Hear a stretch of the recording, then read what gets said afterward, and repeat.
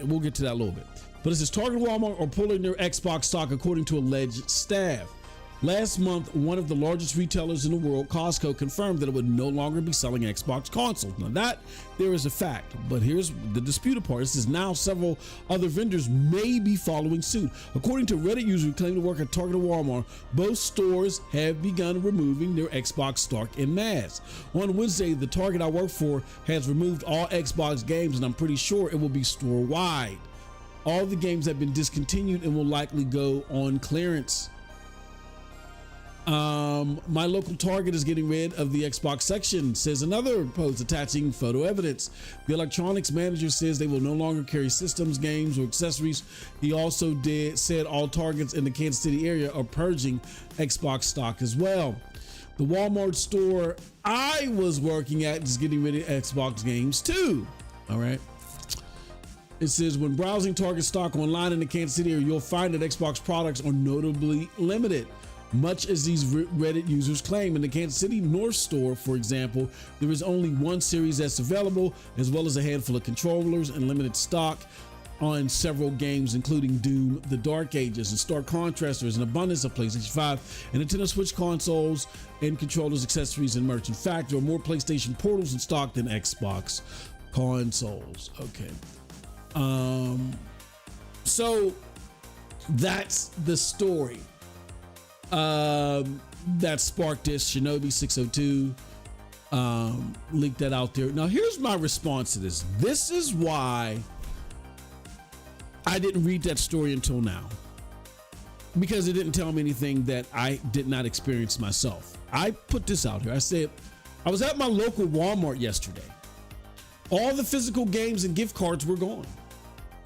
Just controllers, headphones, one Series S and X. Jarring to see, but not surprised. Okay. So, and then shout out to Juice. He responded and said, I've been seeing reports on the app today that's happening. I was waiting for confirmation from someone I trust. Damn. That's all, folks, for Xbox. All right.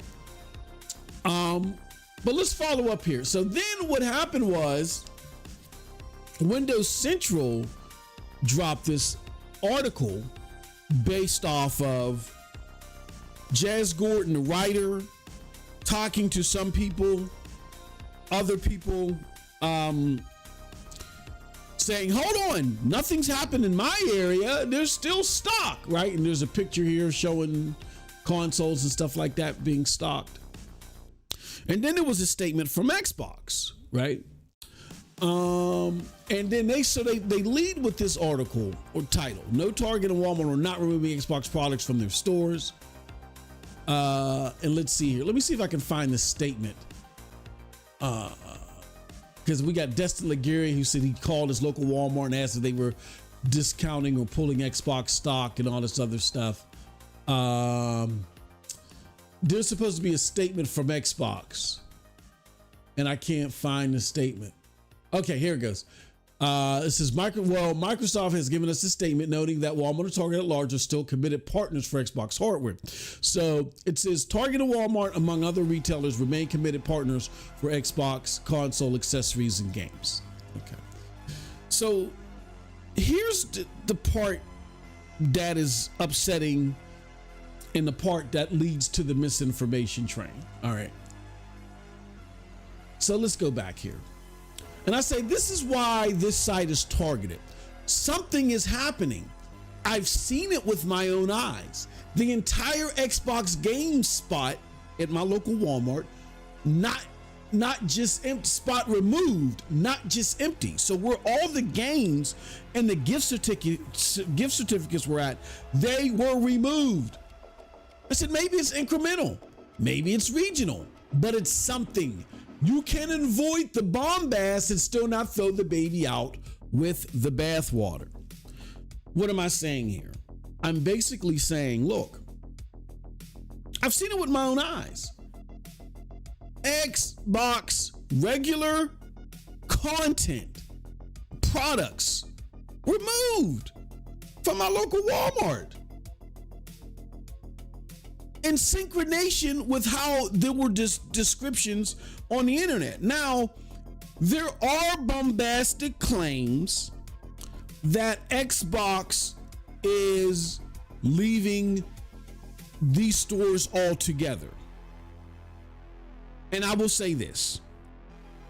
There is not evidence that there is not clear-cut evidence that this is happening. But if someone wants to act and say, look, I don't trust this.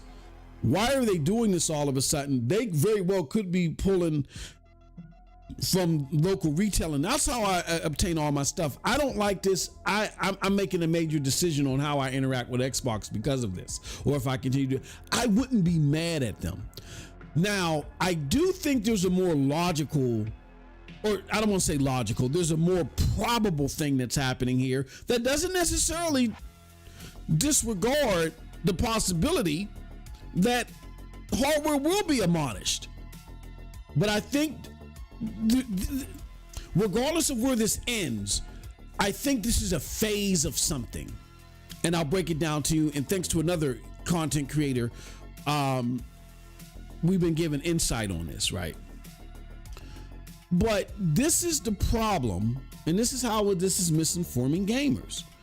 The concern that sparked all this is the accounts from the different Reddit users that claim that in their areas, this stuff is leaving.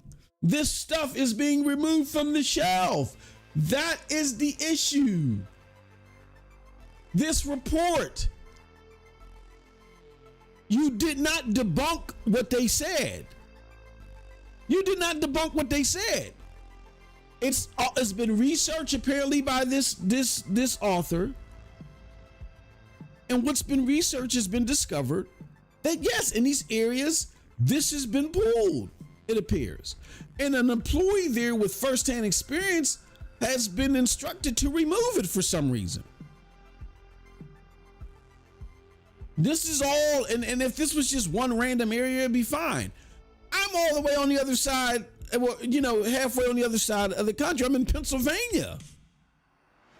And I walked into my Walmart. I was just just BSing. Really, what it is I got Ghost of Yotei, and I really liked the game, right? So, I was just I was curious to see if the infamous Ghost of Yotei controller was there, because I'm really digging the game, right? And I wanted some swag or some memorabilia, or however you pronounce it, right? It's late at night and I'm tired, but I wanted some swag, some stuff that might have Ghost of Yotei on it, action figures so I can collect it. Games that I really am enjoying. I like to do stuff like that, right? So I just happened to be walking over to the PlayStation section. And as I'm walking over to the PlayStation section, I walk past the Xbox aisle. And I'll just look to my left because the PlayStation aisle is right behind, is on the opposite end, or the opposite row of the Xbox aisle. And I just turned and looked to my left to look at the Xbox aisle as I'm walking down, and I noticed what I saw. As I said in my tweet, I saw a Series S and a Series X, a bunch of controllers, a bunch of headphones, and that's it. No games, not even gift cards. Like the area and I frequent this Walmart a lot. The area normally where the games would be, it was definitely shortened. So something's happening. This is not a coincidence. There was some reason why, you're seeing not only the games being removed from Costco or something like that, but then you're seeing space either being removed or reduced for Xbox across multiple stores, and it's not happening with any other product. The PlayStation section looked the same. The Nintendo section. And I think what they did do, now that I think about it, I think they took that extra Xbox space and they gave it to the Nintendo people, because the Nintendo area looked bigger than normal now that I'm reflecting on it, because of Switch 1 and Switch 2.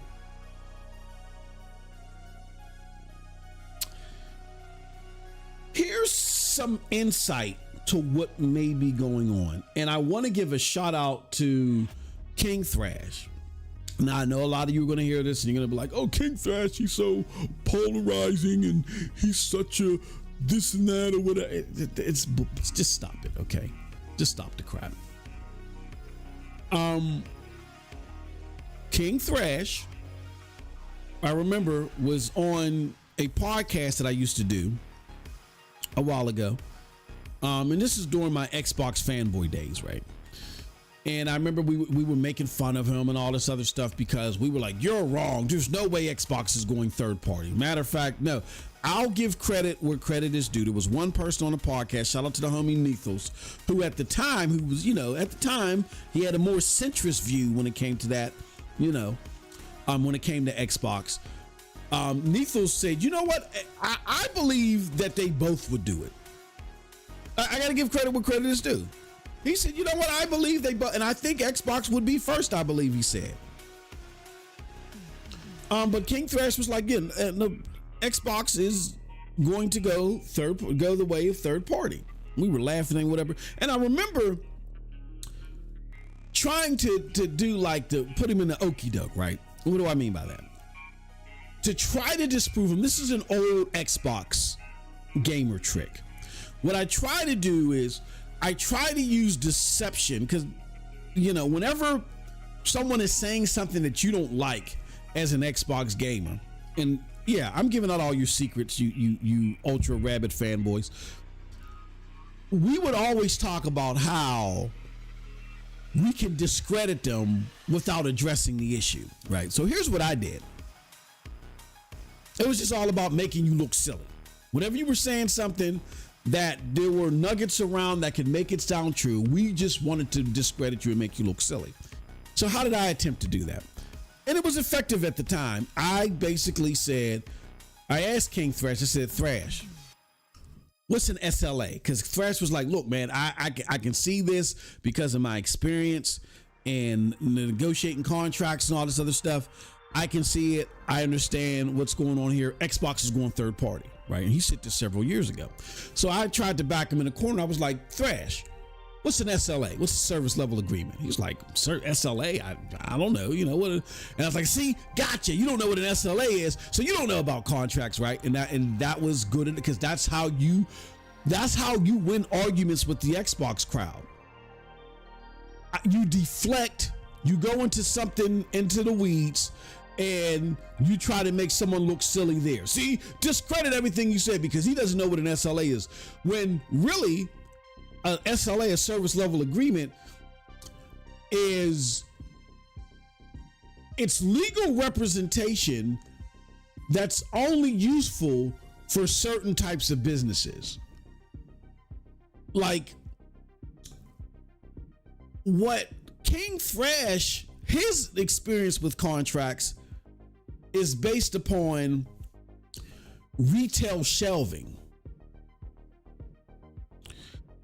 That's a partnership. You have a product that I want to sell, and I'm going to give you shelf space. So let's talk about this shelf space. I'm gonna supply you the shelf space, and you supply me the product. That's a partnership. That's why in this Xbox, here, let me show you. You guys might say, oh, what are you talking about?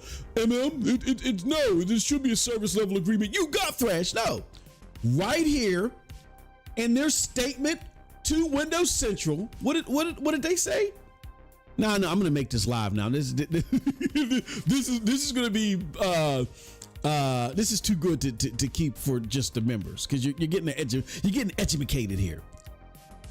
Microsoft says themselves, Target and Walmart, among other retailers, remain committed partners for Xbox consoles, accessories, and games. That's a partnership. Whenever you have a retailer offering retail space for a product, that is a partnership. I need to sell this product. You have the space in your brick and mortar to sell it. We're both on equal footing. So therefore, there are contracts that are involved, but I'm not providing you a service. Target is not providing a service to Xbox. They are providing brick and mortar space for a product to be sold. That's an equal partnership. Contracts still will be made, so each side of the partnership can satisfy what they're expected to do, but that's different from what I do. What I do is I go to somebody in form of my company, or what I did do is I went to somebody on behalf of my company and I said, hey, look, you look like you need this service done. I can do this service for you if you pay us. And if you pay us X amount of dollars, here's what I'm looking to do for you. That's why you need a service level agreement. I knew that. So therefore, I tried to catch 22 with King Thrash, threw out the service level agreement thing to trip him up with the Xbox cronies to make what he was saying, quote unquote, sound ridiculous, when in actuality, he was onto something. And you can see as when the dust settled, he was onto something. Now, when I say try to make King Thrash look silly, that was looking silly, making someone look silly for rabid Xbox fanboys. That means nothing in the reality of life. You know what I'm saying? They are in such an echo chamber. That's an easy task to do. And as you can see several years later, who's the one that looks silly? The people that believe the rhetoric, right? Old Xbox trick, right? Old Xbox trick we talked about in private conversations all the time. That was the banana in the tailpipe within the Xbox community from long ago. All right.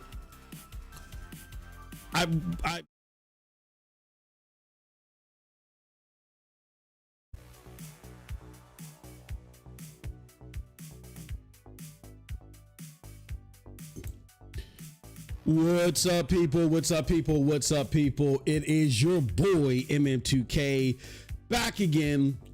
Another episode of NRO Podcast. This is episode 110. Can you guys hear me okay? And I'm here, of course, with your other illustrious hosts. You know him as Cold Blood Sensei. Cold Blood, how you doing, brother? Long time no hear. How you been, man? Fantastic, brother. Just fantastic. I hated to call you up on such a sad moment, but it was an emergency, man. It was an emergency, man. I sent you via DHL. I sent you a box of tissues, so I hope you got them, because we're gonna be crying all day, man, with our Xbox family, man. We feel y'all. This is from the chest. We feel y'all, man. We love y'all. And I sent a UPS the box to Kids Move too. Hopefully he got them. What's up, everybody? Do us a huge favor before we get into this one. Hit the like button. If you're not subscribed, hit the subscribe button.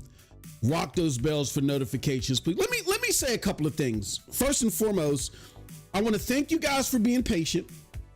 Let us know how our audio is good. Thank you, Voyager. Thank you guys for being patient, because we went a little bit over on that video, but we were about to go live on a part that was very important. And I wanted you guys to hear the type of content that you get when you subscribe and become a member. That was a members video.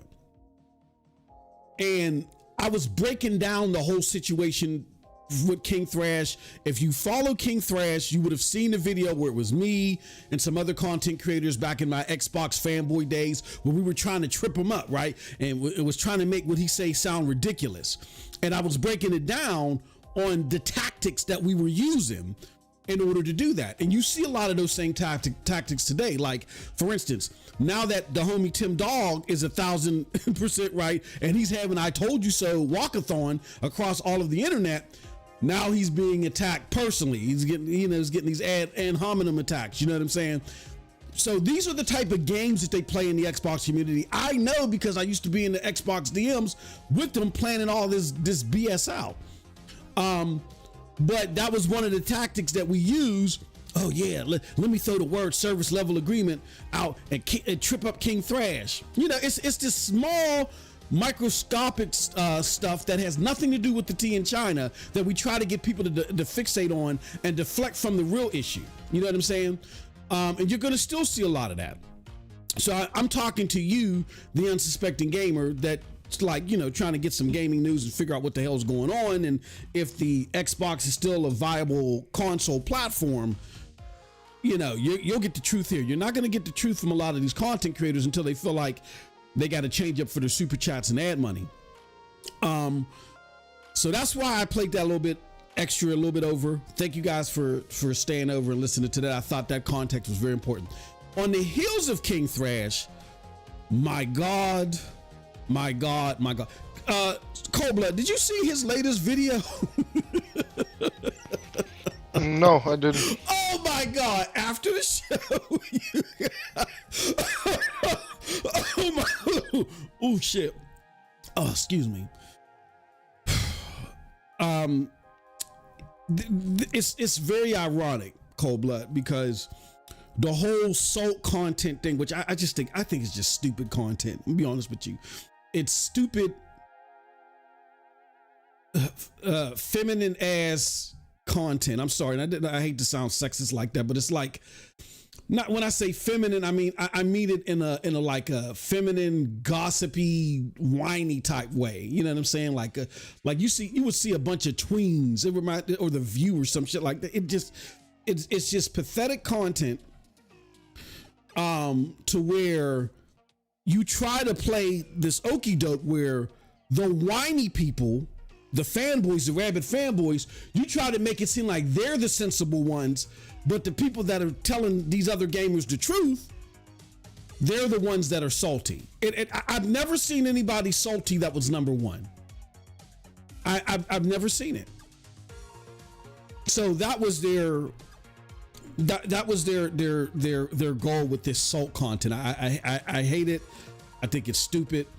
With that being said, King Thrash was like the centrifuge of the being in the scope of this salt content.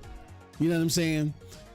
And I just find it ironic that with everything that's going on, him being like kind of like the fuel of the salt content. Because when this stuff started getting popular, you had King, everybody was King Thrash, right? And the funny thing about it is, he's made what I feel is like the ultimate salt video of the entire generation. It is hilarious. And the crazy thing about it, Cold Blood, is he's not even hardly talking in it. He's just playing clip after clip after clip after clip of shit that was said this entire generation. Receipts that I fucking forgot about, bro. And I got the memory of an elephant when it comes to this shit. Stuff that I forgot about, and the way he places them in order, and he just talks a few moments in between several clips. It is hilarious. One of the best videos. I really think it should be like archived in a museum to really show you what the opposition was saying, what type of rhetoric was being thrown out there. So when we look back years down the future, we can really look and see how dumb the internet was and how gullible people were in the dumb shit they were listening to. Awesome video. Check it out. It's hilarious. After this, of course. Well, with that said, let me catch up with my brother Cold Blood, because I ain't rapped him in a minute. Cold Blood, what you been playing, man? What you been on the sticks on? Battlefield. And only Battlefield. Only. Whoo, shit. Ghost of Yotei? It made you put down Ghost of Yotei, man? Yeah, buddy. Sorry, but I just needed a Battlefield again. Yeah. Like, no, that's cool. Real bad. For those of y'all that don't know, like, the reason why me and Cold Blood even hooked up in the first place, what started it was Broadband Bully. Shout out to Broadband Bully. Shout out to Next Gen. We were going around playing different people in multiplayer games. I wasn't playing, but I was watching. And so we had two motherfuckers that was carrying us. One dude his name was Virgil something. I forgot the dude's name, but the other one mainly was Cold Blood. It was carrying us and shit, right? So he was good in what's it called? So, he started getting familiarized with a lot of our content. And so he was, watching my shit. Me and him would argue back and forth because I was still in my Xbox phase, and the rest is history. That's why, I always found that my biggest supporters were the ones that didn't agree with me on shit. You know what I'm saying? That's why I've always had the mantra of like, we're not blocking people, we're not banning nobody because you disagree. We might get, passionate in our back and forth, but we're not banning nobody or nothing like that. Because we want to have a discussion and we can enlighten each other.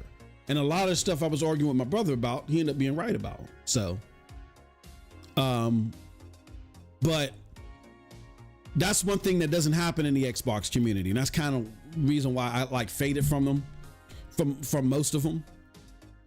Because they literally, it wasn't just, shit talking, back and forth over and realizing at the end of the day, we're shit talking over video games, man. It's not the end of the world.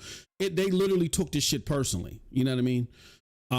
They took the shit personally. Oh, you're a horrible person now. You know what I mean? You're seeing it happen to Tim Dog. Tim Dog, is being treated like a horrible person.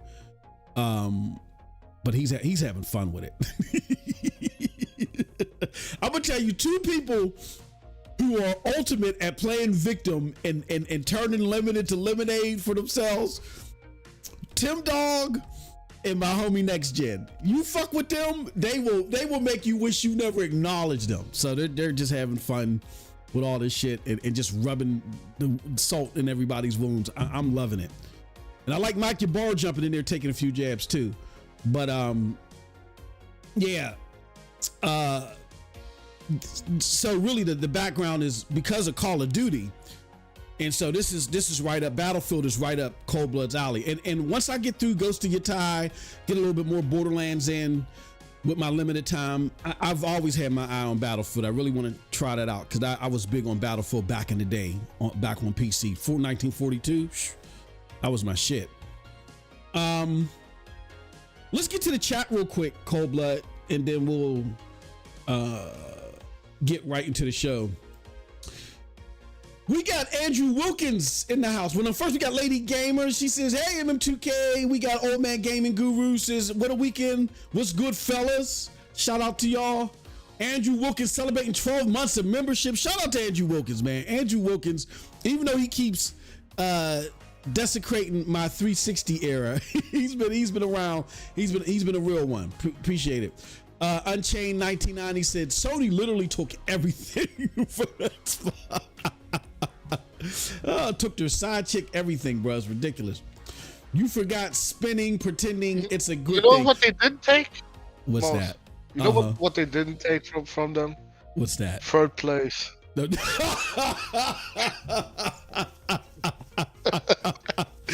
everything. No, go ahead. What you gonna say? That's it. You know what the crazy thing about it, bro? And Puerto Rock brought this up. I don't know if you saw that. They might not even have third place to take anymore. Like, to be honest with you guys, I don't think, unless there's something that I miss. When Matt Piscatella talked about the winners of last month, he only brought up the winner, I think, dollar-wise, and the winner unit sale. Normally, he tells you who's two, you know what I'm saying, and suggests that it's three.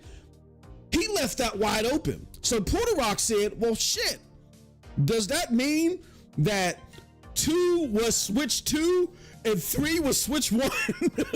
Like Xbox is now 4th, Switch 1. That would be fucking hilarious if true. Oh, man. We got El Nini in the house. Says, yo, MM2K, what's up, everybody? What's going on? Good to see you, El Nini. We got a poll up, too. We asked everybody, what stage of grief are Xbox fans in? Are they in one? And I'm sorry, I had to put 1 and 2 together because YouTube only gives me 4 options. 1 and 2, are they in the denial/anger phase? Are they in the bargaining phase? Are they in the depression phase? Or are they in the acceptance phase? And to help you guys understand what is what, here, let me put this up here. And let me remove this. Let's remove that. Okay. So these are the 5 stages of grief. Number 1 is denial. You guys are liars. Absolutely. Xbox, Satya Nadella was only talking about ABK. Right. Number 2 is anger. So, you see this where you see the ad hominem attacks and assault content where they're calling you stupid and all this other stuff when they're clearly wrong. Like most of these people that are creating assault content, number 1, they're smart people. Why am I saying that? Because 2, I know their background. Like a few, or one in particular, I know their background. He used to be a PlayStation person. So they're smart people. I've seen one in particular go against another content creator last generation and explaining why, back then Xbox was useless. What it was is that they, just like everybody else, they saw how gullible the internet was, and they saw the rise in fervor around Xbox because people want to see a good fight. People love a Cinderella story. You know what I'm saying? Oh, the underdog is going to take. So they saw it, and they just saw cha-ching. They saw dollar signs with it. So they conveniently switched over. So they're just grifting you guys for how fucking gullible you are. And they don't mind being wrong because it's just a grift for them. They don't care.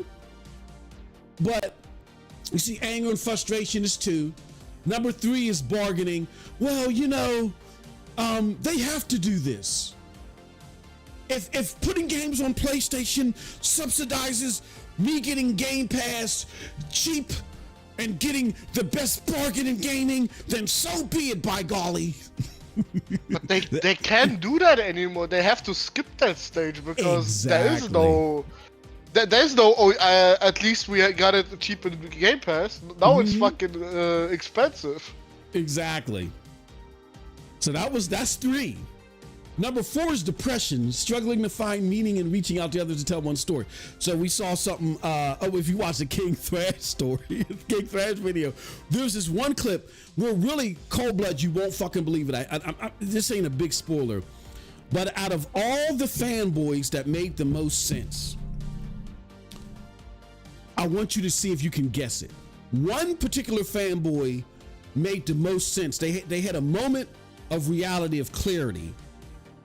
They pulled Phil's shaft off the back of their neck. And you know what I'm saying? And I guess woke up out of the slurping stupor that they were in and actually spoke the truth. Let me see. I'm gonna give you 2 guesses. See if you can guess who it was.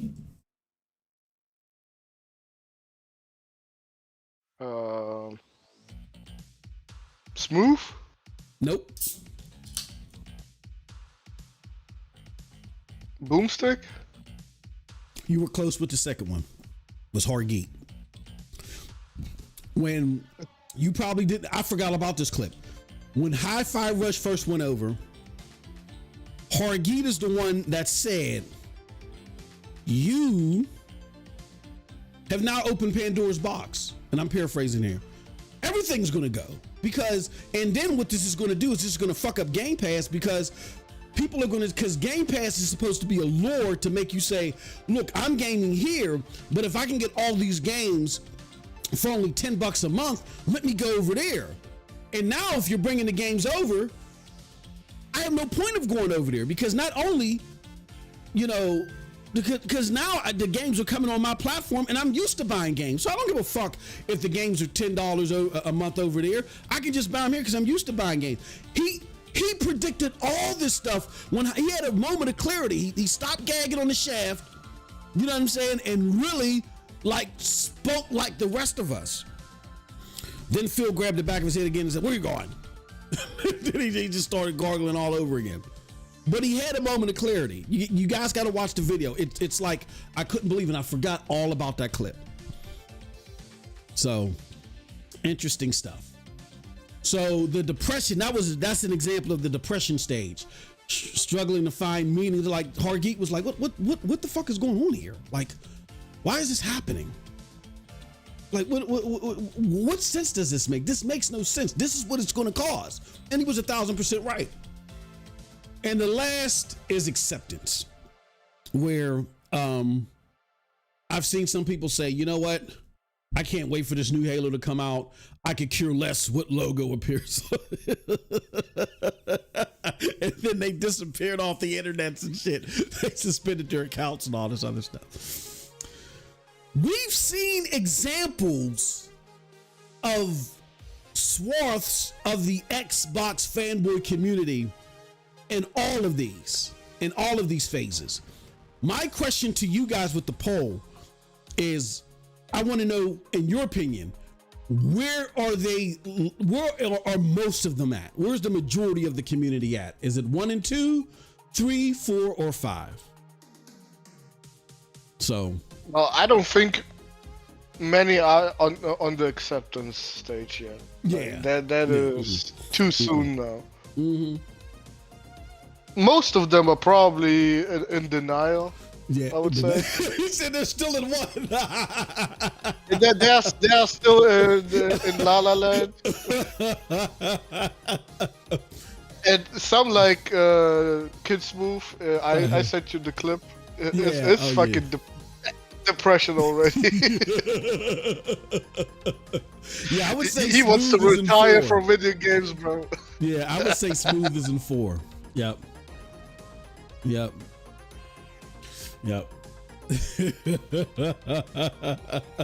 Oh, let me get to some more. So just so I can explain that. The funny part is, most of them don't bargain anymore because there's nothing to bargain. Yeah, there's not. Yeah, they have no control.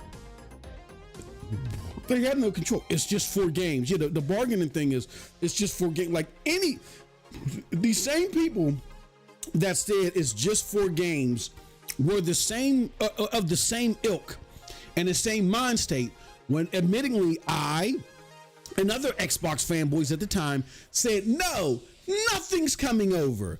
Xbox is going to fight to the death.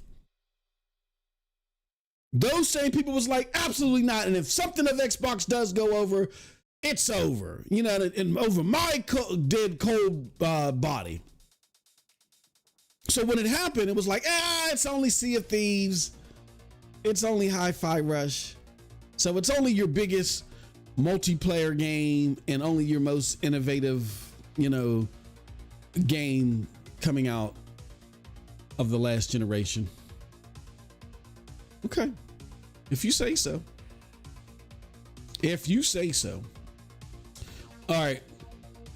Remember how they said, those 4 games are irrelevant. Like, exactly. Nobody cares about them. That's why they're on PlayStation.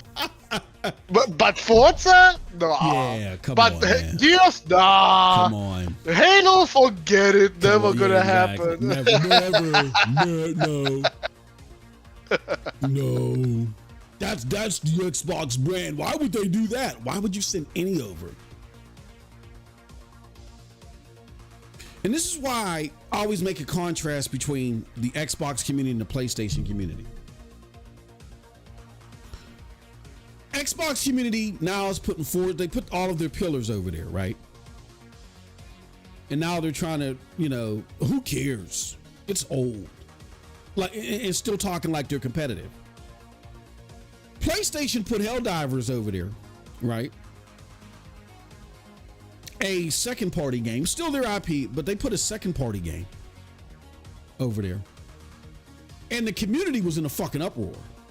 And we're talking about, hashtag fire to Toki. Herman Holtz needs to go surfing for the rest of his career. Nishino, we had faith in him. What the fuck is he doing? You see the difference? And what happened was, because we were so vocal, I'm not being gullible, and I don't think none of us are being gullible here, at least. We're not saying it's over, but they realize, holy shit, we need to pump the brakes on something. How we talk about this, they've changed their tone. And hopefully it's more than tonal, but I'm not resting my laurels on it. I got my eye always open watching what the fuck Sony do. But do you see the difference? We at least had the discussion, and we've had impact with it, and we're still like watching them, even though we're being highly entertained with Ghost of Yotei right now, and laughing at people who were wrong about Halo. You see the difference? This is simply what we were trying to communicate to you. We're going to talk shit because our favorite console may be this versus your console. That wasn't the point. The point is, we lose that competition. We lose that edge. Like, I don't know if you guys realize this, or maybe a lot of you are too new to realize this. Most of the shit that we're playing now is derived from the PlayStation 3 360 era. It is. It's just prettier, more polished versions of those games. The Sony games like Uncharted, the Sony games like God of War and Ghost and all those other games, those games, the godfather of those games is Uncharted. Guess when Uncharted came out? PlayStation 3 360 era. The fucking Battlefield that Cold Blood is enjoying. I mean, Battlefield always kind of had its own identity, but the transformation it started to go through, and the fact that it was being competitive, what it was being competitive against was the modernization of Call of Duty. Call of Duty used to be a World War II shooter. That modernization happened during the 360 era. These first-person RPGs, the Bethesda-style RPGs, I know they started before the 360 and PlayStation 3 era, but they came to fame during that era. They were at their apex during that era. Even the Souls games came at the latter end of the PlayStation 3 era. All that was sparked because of what? Competition. And as soon as PlayStation started curb stomping Xbox again,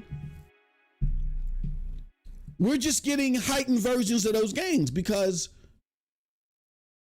you know, the sense of urgency. We got to do whatever we can to strike gold, liquid gold.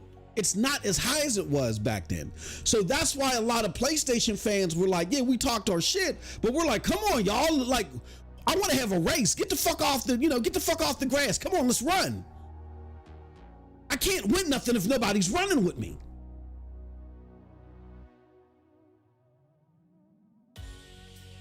That's what this is all about. So we're trying to warn you, like you need a new trainer or you need a new leader. Like get fucking rid of Phil Spencer.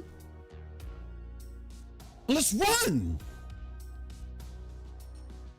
And you guys didn't take it like that. You want to know why you didn't take it like that? Because the product was no longer about games. You made the product about a man. You made the product about Phil Spencer. And once you made the product about Phil Spencer,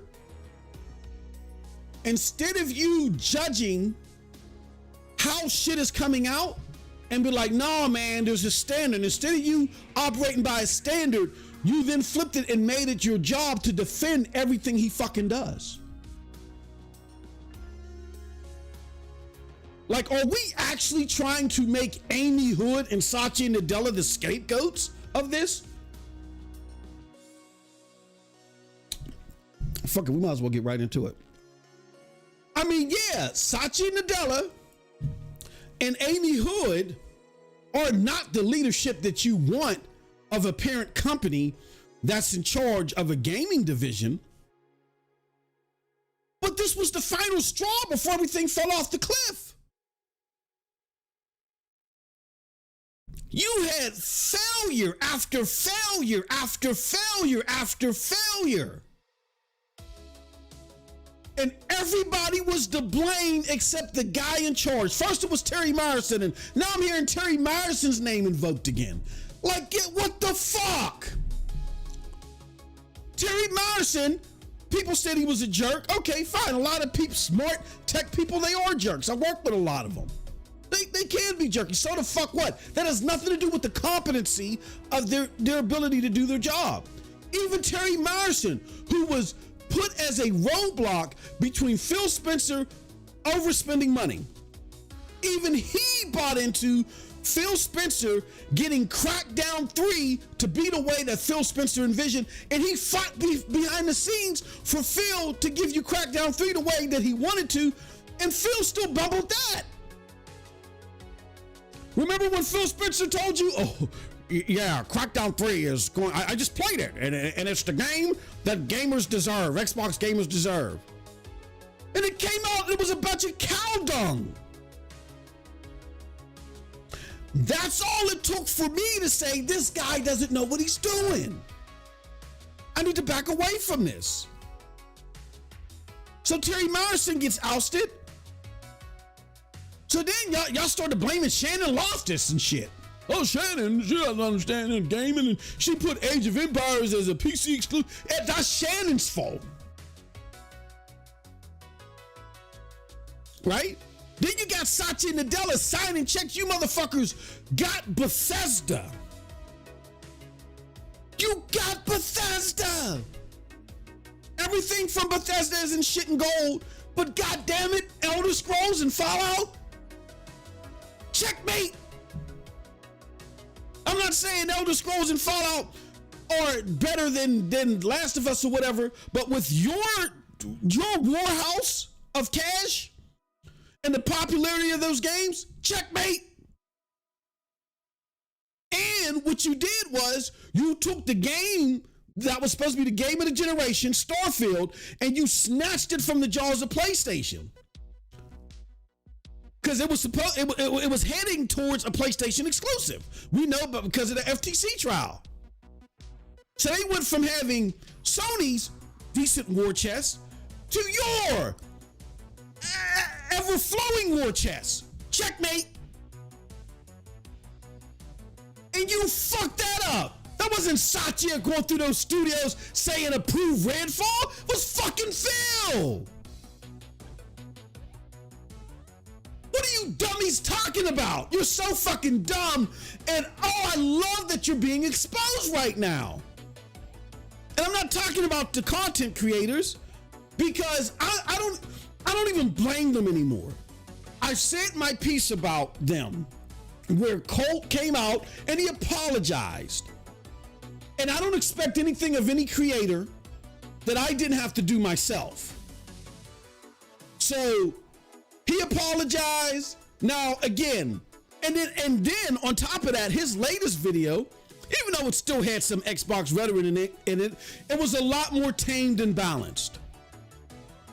See, a lot of you want to just hop, skip, and jump over the nefarious bullshit that you said, and now all of a sudden want to try to sound sensible and not address all that crazy shit that you said, the deltas and only ABK and all that other stuff. No.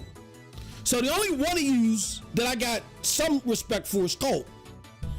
But I'm not blaming y'all, because the listeners, after being in this atmosphere for so long, for years, they are still fucking stupid, and it's on you. That wasn't Satya that saw Crackdown and said, oh, this is great. Yeah, you can put this out there the way that it is.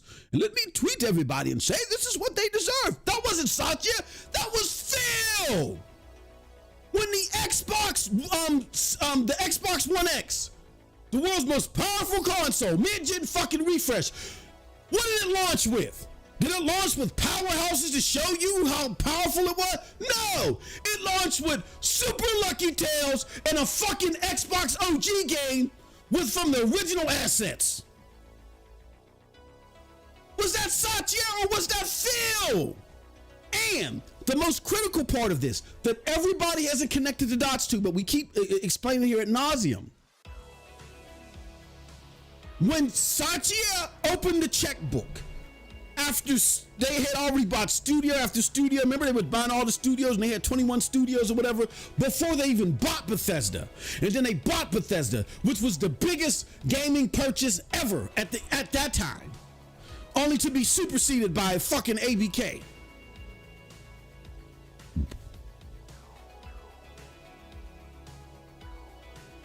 When they bought Bethesda, right? all they had to do is handle the purchase correctly. We're talking about a totally different situation here. How? Let me explain super quick. Do you know why the ABK did? We're going to work this back in backwards chronological order. We all can agree that ABK fucked up the expectations that a lot of you had that are fans of Xbox. And let me put a disclaimer out here.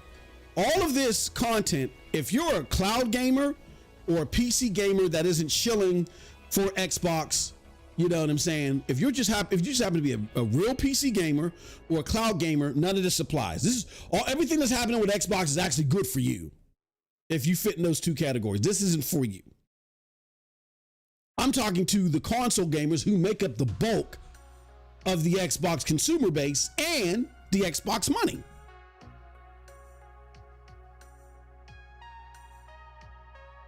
We all can agree that ABK has been detrimental to the Xbox console gamer, right? Because of how it's affected Game Pass. Your games are being undervalued now because now they're available on another box. So people are like, why would I transition from PlayStation to get an Xbox when I can just keep my PlayStation? So because less people are coming to get your box, that's less support to games that you get. You're getting less support, right? And then the boxes went up in price. So if you bought an Xbox or you were the quote unquote dummy to buy an Xbox, now you're suffering. Because not only do developers just say, you know what, why would I develop there? Now the box is not popular at all. But now even if the developers did have an interest, the box is like $11,000 and shit. Game Pass went up and shit. On the console, it went up 50%, went up $2 or $3 on PC. If that isn't a slap in the face, these motherfuckers are coming out here with PlayStation shirts at Halo events. They gave who was the guy again? Cold Blood. They gave an interview to about Halo, the fucking studio with sit with them. I think it was the lead developer and someone else. Okay. They both had an interview with a guy that is a PlayStation channel. Come on. They did not even do interview with a boomstick or something. No, they did it with a PlayStation channel, bro. Come on. Come on. Like what are we doing here? They don't give a fuck about you console guys. Right? So we can all agree that the ABK deal was detrimental to the Xbox console gamer, right? Okay, right. What made the ABK deal so bad? Because if you remember properly, the way the ABK deal was supposed to go down, it wasn't going to have this impact off the bat. Remember, and this was released in the FTC trial, the original plans for Xbox with ABK was they were going to only sign a 6-year deal for ABK content, and they were at least going to try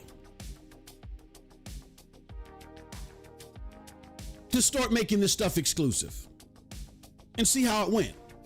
Now, I honestly believe, and I don't know if Cold Blood would agree with me, I don't think they would have ever pulled Call of Duty. I think Amy and what's the name would have thought twice about that.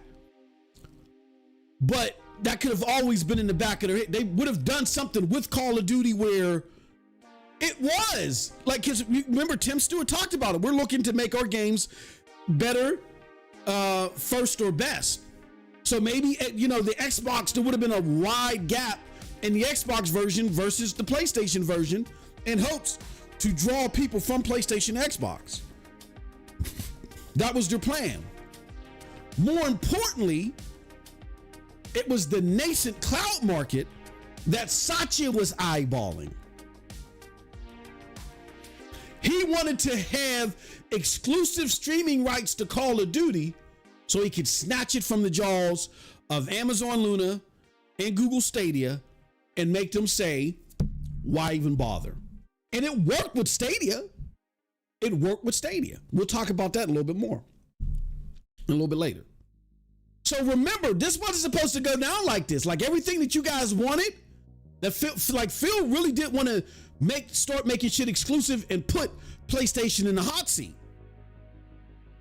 That's why PlayStation in return got Concord, Firewalk Studio, and got Jade Raymond's game to respond to this. Because first Jim Ryan didn't think Phil was going to do it. Then Phil sent him this email and Jim Ryan panicked.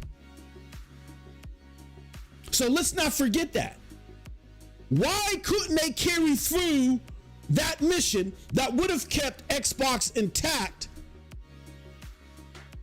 the way you expected it, at least for the next few years? Why couldn't they do that? Because the aforementioned cloud component. Remember, and I know a lot of you like to laugh, oh, MM, your Google Stadia is dead. Well, it's like the Simpsons meme. Homer Simpson is patting the left side of the couch waiting for Xbox to join him. The irony of it is, Xbox is the one that pushed Stadia over the cliff when they bought Call of Duty. The irony of that is Google and the Stadia execs are the ones that fucked up the ABK deal. How? Because of how Phil bungled Bethesda. If Phil would have followed Amy, Satya, Tim Stewart's vision of how Bethesda would have been handled, Google wouldn't have been able to go to the regulators and say, look, we were partnering with Bethesda on some cloud-related stuff. We had a part of our initiative was centered around Bethesda's technology, Project Orion, which is being rumored of bringing Google Stadia's 8K 120 version. It's rumored that Project Orion was behind that. When Xbox bought Bethesda, that snatched that all away. So Google said, look, they are pandemic to this nascent business line. You got to stop them. Look what they did to us. They got all this money and they're using their influence to gut the future of gaming. You got to stop them. And if Phil Spencer would have just left everything business as usual with Bethesda just for a few more years, if he would have waited to do exclusivity and yank shit, the regulators would have never jumped on him for ABK.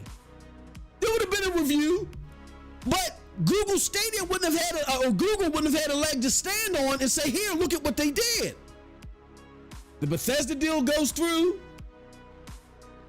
The ABK deal goes through.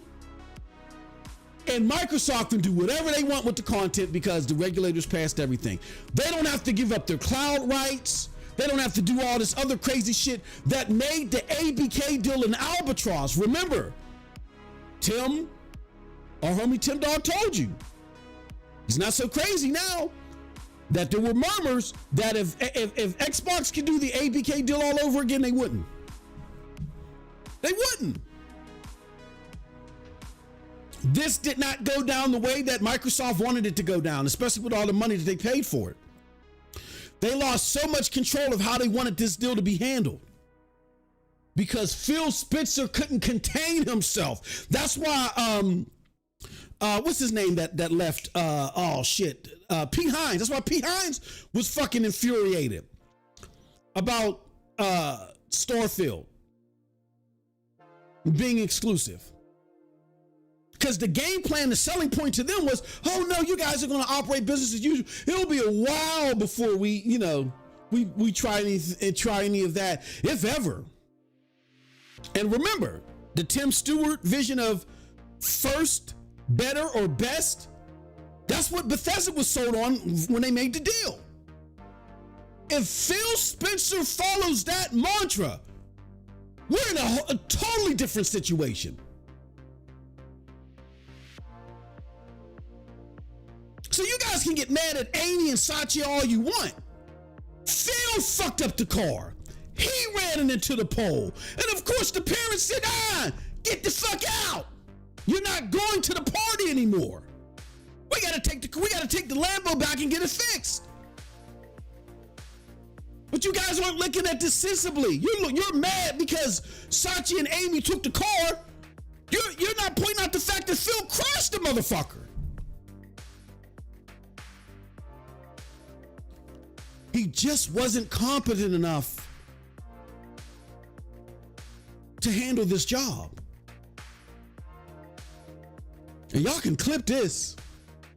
Because y'all talk about Phil saved Xbox, Phil saved Xbox. No, Phil followed Sachi's vision, which was implementing cloud, implementing subscription. Fucking blind orangutan could have done that shit. Or let me give you one better. Someone I think that was way more competent than Phil. If Mike Ybarra got that position, what are you guys calling Mike Ybarra? The jaded Mike Ybarra, who, if you know Mike, you know he's not just a gamer, he's a hardcore gamer. Talk to some of your biggest Xbox brands, they'll tell you. See, Phil likes to play everything. He'll play Destiny or whatever, and he'll go play Fizzle Chisel Pizzle Popper, and he don't know the difference between the two. They're both the greatest games ever. Mike is a hardcore gamer. He is cut of the original Xbox ilk.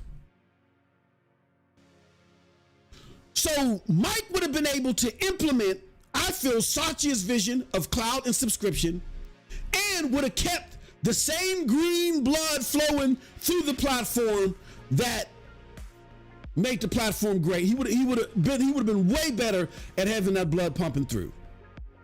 You guys were disillusioned to that because you were so hellbent. I don't know how the fuck this happened, but you were so hellbent on making Xbox about a man instead of making it about the games. When Jack Tretton was let go, the PlayStation community was like, oh man, I like Jack. Oh well, who's next? When Sean Layden was let go, people were like, oh man, fuck, I really like Sean Layden. Oh well, who's next? When Jim Ryan retired, oh well, you know, Jim Ryan, you know, he was a polarizing figure, but he did a lot of great shit, got us in a great position. He's going, who's next?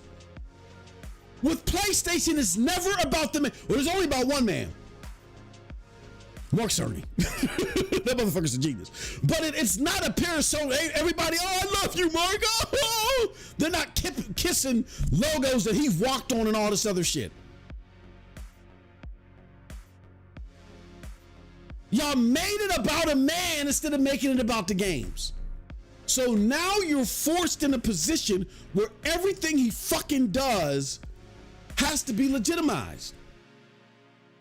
I hate to tell y'all, and I'm gonna get to El Nini's tweet, El Nini's super chat in 2 seconds. I hate to tell y'all, that was your downfall. Next Gen 720 put it best. Let me see if I can find, but before I get there, El Nini with the $2 super chat. Thank you very much, my friend. El Nini says, let me get up here. Xbox is no, you dead, El Nini. Stop that shit. It said Xbox is the Adam 22 of gaming, and I guess that makes Halo Lena the plug, huh? Oh, shit. Man, this is a family show, El Nini. Come on, stop, man. Stop. All right. Let me see if I can find this tweet from my homie, Next Gen.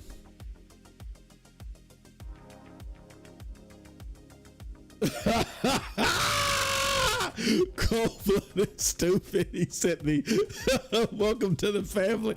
Oh, I wish I could. And it has PlayStation Studios and Xbox Game Studios. Let me see if I can find his tweet, because this is so true. Here he goes. Oh man. Where the fuck is it at? Is it under his replies? Oh, I can't find it. Shit. is what you sound like. Oh no, you got it. Where is if anybody can find that next gen 720 tweet where he talks about the fan base destroying Xbox, please send it to me. I want to show, because he's telling the truth. You guys did this because look, here's the thing. Xbox should have gotten rid of Phil a long time ago. I know there's this argument they would have put a yes man in there to do all this other stuff. You know what they wanted? You know what a yes man is? See, this is why you can't listen to these motherfuckers that spin this parasocial shit, and they're spinning it. They're getting it from Phil. They're getting it from Phil and company. You can't listen to them because they don't know nothing about business. You know what the yes man would have been for Satya and Amy? Make money. I said make money. That's all you got to do is make money. PlayStation can make money. Nintendo can make money. As long as you're making money, you're happy. They're happy. It's Phil that failed. Phil failed with his approach. They talking about yes man. Phil, look, Amy, do you guys think that Amy and Satya fought Phil over that? Y'all really believe this dumb horse shit? That they're paying Phil all this fucking money to fight him for shit? No, they're like, Phil, you are the subject matter expert in this shit. Just keep making us money and we'll co-sign on your initiatives. Just keep making us money. You gotta remember, it was Phil's incompetent ass that had the audacity to email Amy and Satya back and tell them that the fucking Xbox family of consoles would severely outperform and would be better than the PlayStation family of consoles, knowing that the Series S was a bottleneck. He did that. I can't rewrite history, not here. He did that shit.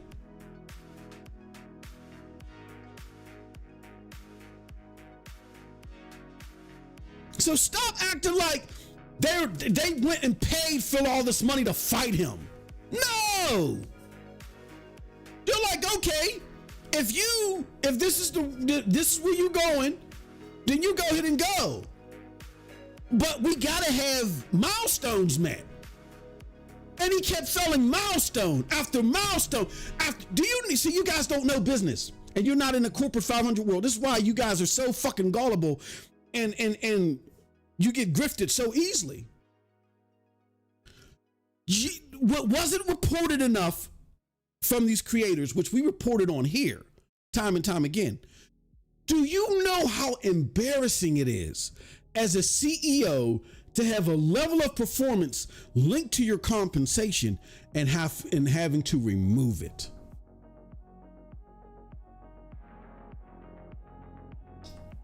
Why did that happen?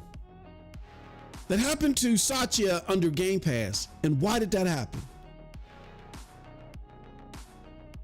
Because Phil failed in making Game Pass a solvent product. So after failure after failure after failure, Satya and Amy finally stepped in and said, whoa, hold on. This isn't making sense, Phil. You keep telling us all this, like, can you imagine? The only thing that we saw was his bullshit about the Series X and the Series S being competent enough to stand against the PlayStation 5 family of consoles. No telling what other dumb shit Phil was telling Satya.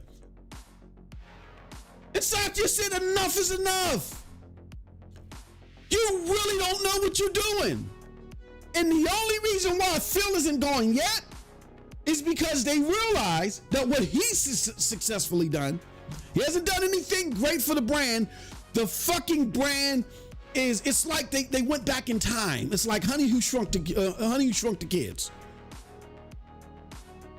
They went back in size. They went from being just a small niche group to being this fantastic huge group that did something that nobody else could do in gaming, which was battle PlayStation back to the small fucking group again. They're close to OG Xbox numbers. They're not even doing Xbox One numbers anymore. OG Xbox numbers is what they're closer to.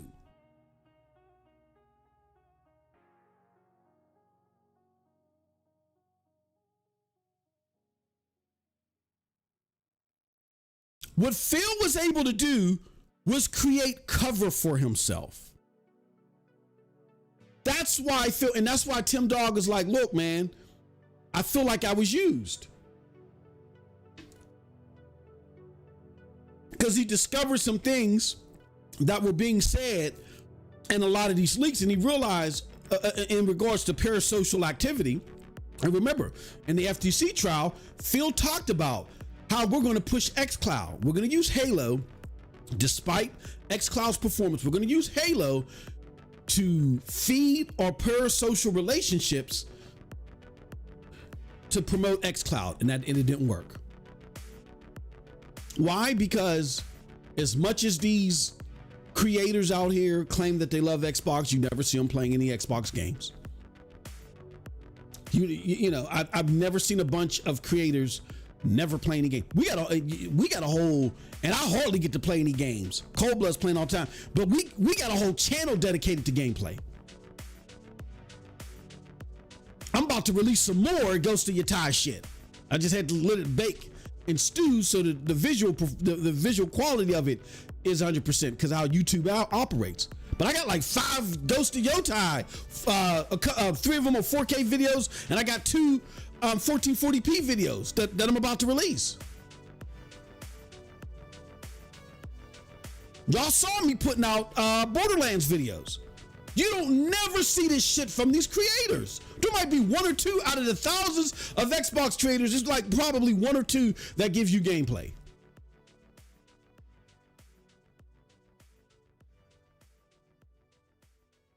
What Phil did, the only thing that he did, what you can call good, was good for himself, is he created a parasocial protective wall between him and leadership. He was successfully able to tether all of your hopes and dreams to him, so where they couldn't just pitch him like they normally would. Any other CEO of a gaming company with these many failures would have been gone. Sean Layton, whose failures were nowhere near, I don't even know, I can't think of any failures of Sean Layton's besides having a bad year of 2019. He had a bad 2019 and he didn't do so well. You know, his presentations at E3 weren't so great. Nowhere near the level of failure of Phil Spencer. You've seen CEOs let go for significantly less. Why couldn't they let go of Phil Spencer? Because he successfully tethered y'all to him instead of quality product. That's what Xbox is about. So in essence, when people say, when is Xbox gonna die? I mean, it's dead as a platform now. It's dead as a viable platform, but Xbox, you know, is dead where everybody just puts down their signs and walks away and goes home when Phil Spencer's gone. Watch. My brother Tim Dog's been hitting at it. You've been hearing it in other places. Phil plans to retire soon. But Phil said he's gonna be here for shut the fuck up. Shut up. If what people are alluding to is true and Phil retires soon, that's when you're going to see everybody go, and just drop their signs and go home. And it'll be more paramount than it ever was. You guys were tethered to him. You were not tethered to quality Xbox. You spent thousands upon thousands upon thousands. You did all this interference for Xbox, went to showcases, did all this crazy shit for them, not so Xbox can get better, but so Phil can protect his job. Unbelievable.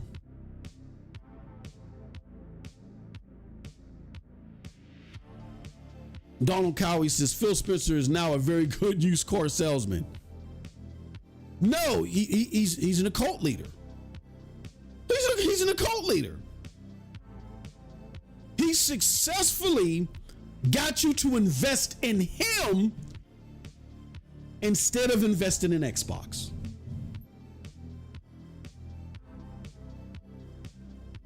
Whenever someone can lie to you over and over, I mean, before the 4 games thing, this motherfucker was so deceptive, if not lying to you, on multiple occasions, it was hilarious. And the fact that a lot of you still sat there when this motherfucker said, we're not making any guarantee for 4 games, but 4 games. And these grifting motherfuckers come out here and made videos.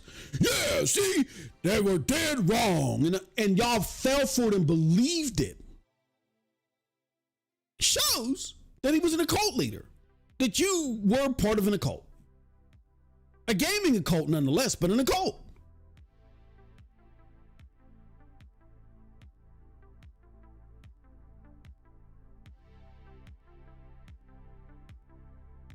You have years and years and years of prior evidence to go off of.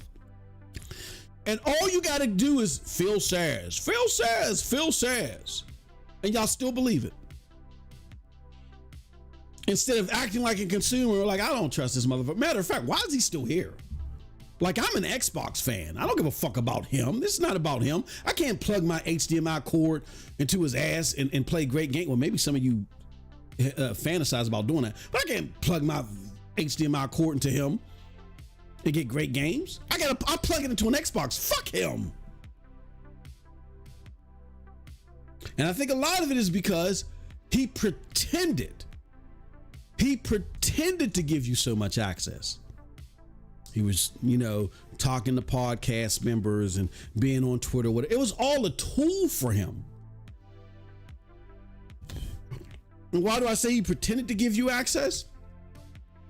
He got you close enough to the door to make you think that you were seeing what was going on, when really there was a whole bunch of other shit happening that you couldn't even fathom.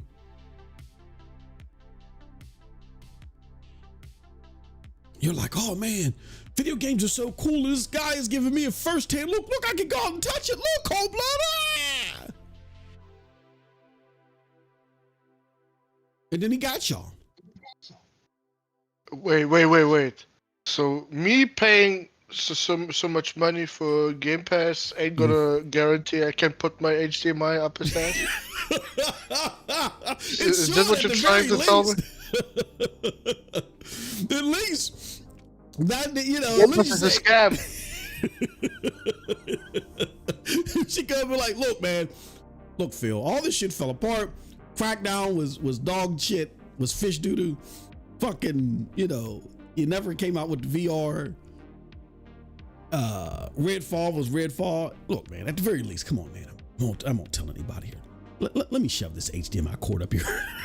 At the very least. And then bygones will be bygones. At the very least, that's what y'all should be able to do. I never trusted the guy. I never trusted him. Even in Cold Blood was around, he'll tell you. I was coming up with some of the most cockamamie shit on behalf of Xbox. I was coming up with some of the most cockamamie shit in regards to why Xbox was going to win. And even in that mental state, I never trusted this guy. Never. Matter of fact, y'all don't believe me here. Let me see here. Let me see if I can find my video. Phil Spencer got a promotion and I'm not celebrating. Here it goes, right here. Copy link address. Let's put this up here.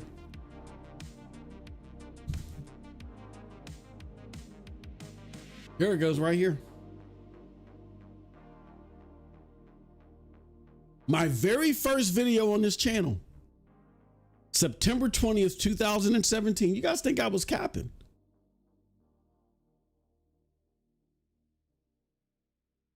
Now it's very rough and very ranty. Oh, by the way, yeah, feel free to buy an MM2K gaming shirt in a pin if you want to. Phil Spencer gets in bold letters and capitalized letters rather. Phil Spencer gets a new promotion.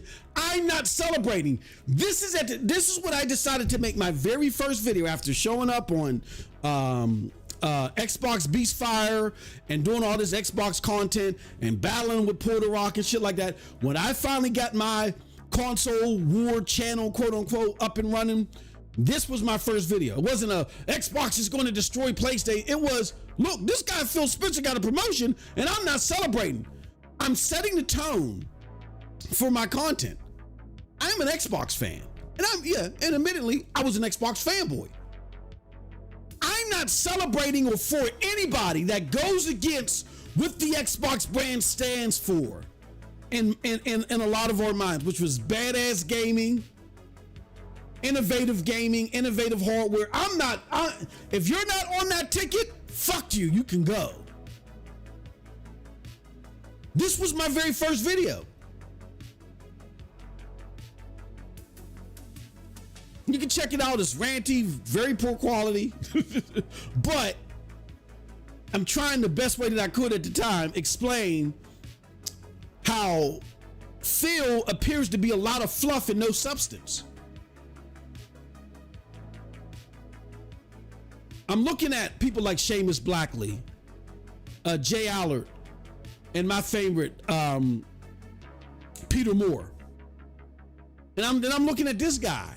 And I'm like, he's not cut of that same ilk. He's a lot of fluff, no substance. I knew that back in 2017. I knew that 8 years ago. Over 8 years. That was over 8 years ago, y'all. And in a lot of ways, except for me showing up at events, because I couldn't because of my job, there was no more brutal Xbox fanboy than me. Man, I got kicked out of chat boards, chat rooms, and all types of shit for the Xbox mudslinging that I was doing. I'm notorious at the GameSpot. Go look it up. MOS 2000 was my old chat board name. It might still be up. Go to GameSpot's forum and look up MOS 2000. You might even still see, posts that I put up there that got banned, or MOS 2000 got banned.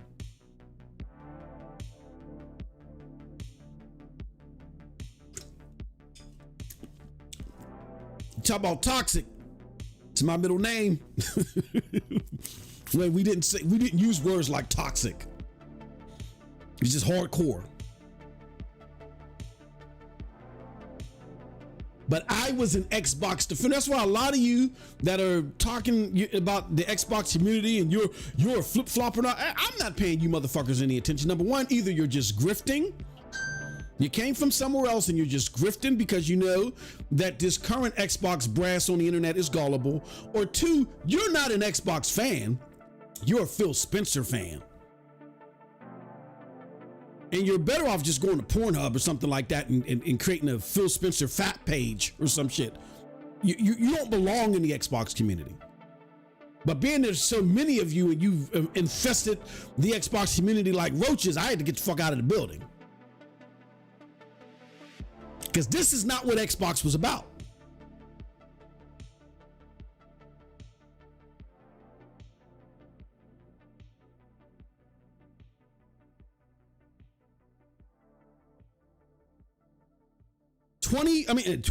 Eight fucking years ago is that video. And I knew back then, dude was full of shit. So, again, I can't feel any sympathy. I'm not even mad at the creators. I will say this as far as their integrity is concerned. They're trying to one hop and deflect from all the bullshit that they say. And that's why I love King Thrash's video. It's, the irony is he was the target of Salt content. They like fueled themselves off of him And now he's made the ultimate sold content on them. But a lot of people that are trying to one hop over doing what Colt did, they don't have my respect. But it doesn't mean that you get my sympathy. I don't sympathize with you.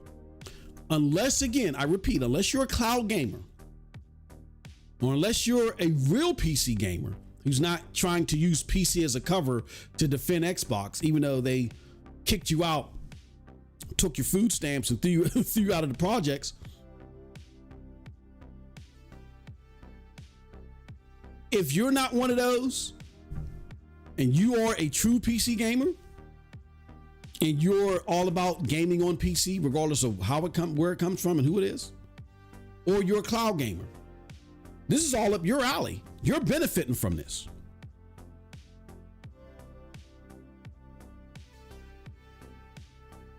But if you're a console gamer or you're a PC refugee who was forced to go to PC, you're supposed to do what an average consumer does years ago. You're supposed to speak out. I was able to see it 8 years ago. There's no excuse for you. And now's the time to reflect. You and recognize and realize, look in the mirror, you were never Xbox fans. You're only fans of Phil Spencer. Watch when this motherfucker does retire. Watch what you do. The green haze that you had over your eyes, you're gonna just turn around and look and you're gonna say, oh my God. Game Pass's Ultimate is $30 a month. All their first party content is on PlayStation and Nintendo. The fucking next Xbox, quote unquote, which I don't believe it's even gonna make it. I'm with Sneakers SO, where Sneakers SO didn't say it wasn't coming out. He said it was up in the air. I'm with Sneakers SO, and I'm gonna take it further. I'm gonna say, I don't think it's coming. I think it's up in the air, and I think it's gonna get shot down.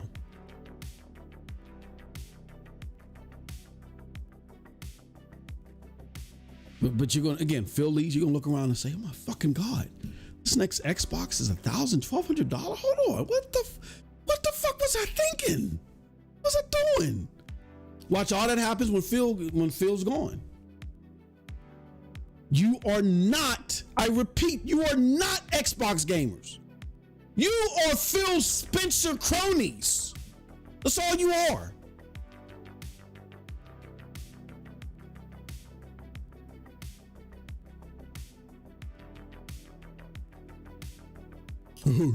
Satya and Amy destroyed the company.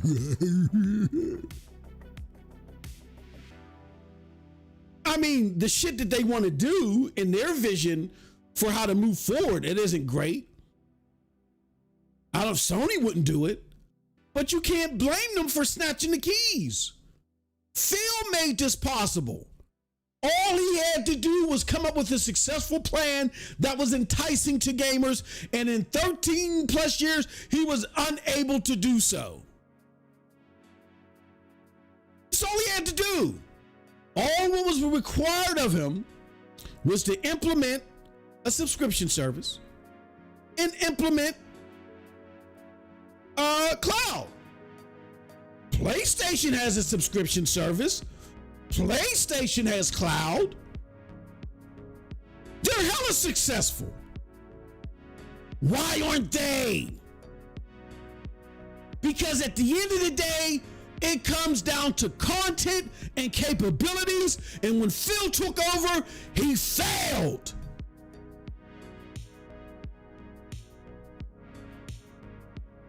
And they did not pay him all that money to just fight him. They said, you're a subject matter expert. You're a SME. It's a business term. You are a SME. You know, we want you to make money. We want you to implement these things because that's what the parent company is about. But just make us money. That's all we want you to do. You direct the ship how you want to direct it. Just direct us to money. So all this yes man bullshit it's idiotic. They shown that they have a penchant for somebody that has a creative mind because they realize they're not gaming experts. Satya knows he's not a gaming expert. Amy knows she's not a gaming expert. That's why they let Phil do things the way they did, because they figured this guy knew what the fuck he was talking about. The fan base loves him. He's winning awards. All this, and all you motherfuckers that were awarding him, you're just as guilty. You set up this paradigm.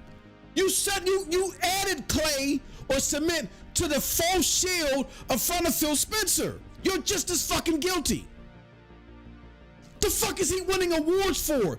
What did he accomplish? What did he accomplish?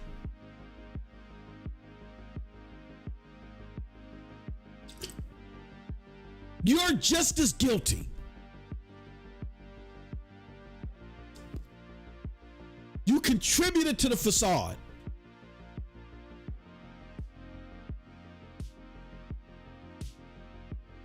So they're like, this guy, he must know something. He must be on to something. He's the subject matter expert. We're not. That's what we hired him for. There's got to be a reason that they love him so much. They're turning on videos. Phil Spencer, Phil Spencer, Phil Spencer!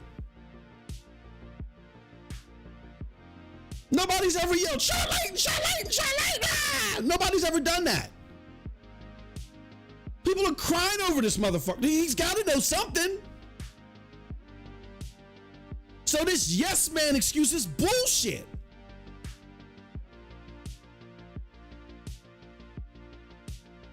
Their expectation was deliver us to the money.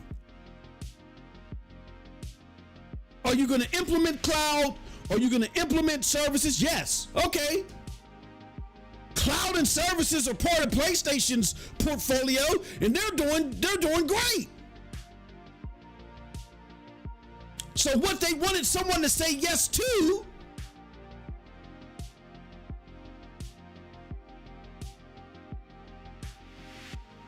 or the definitive things they needed them to say yes to are not that off the Richter. Their hands have been forced.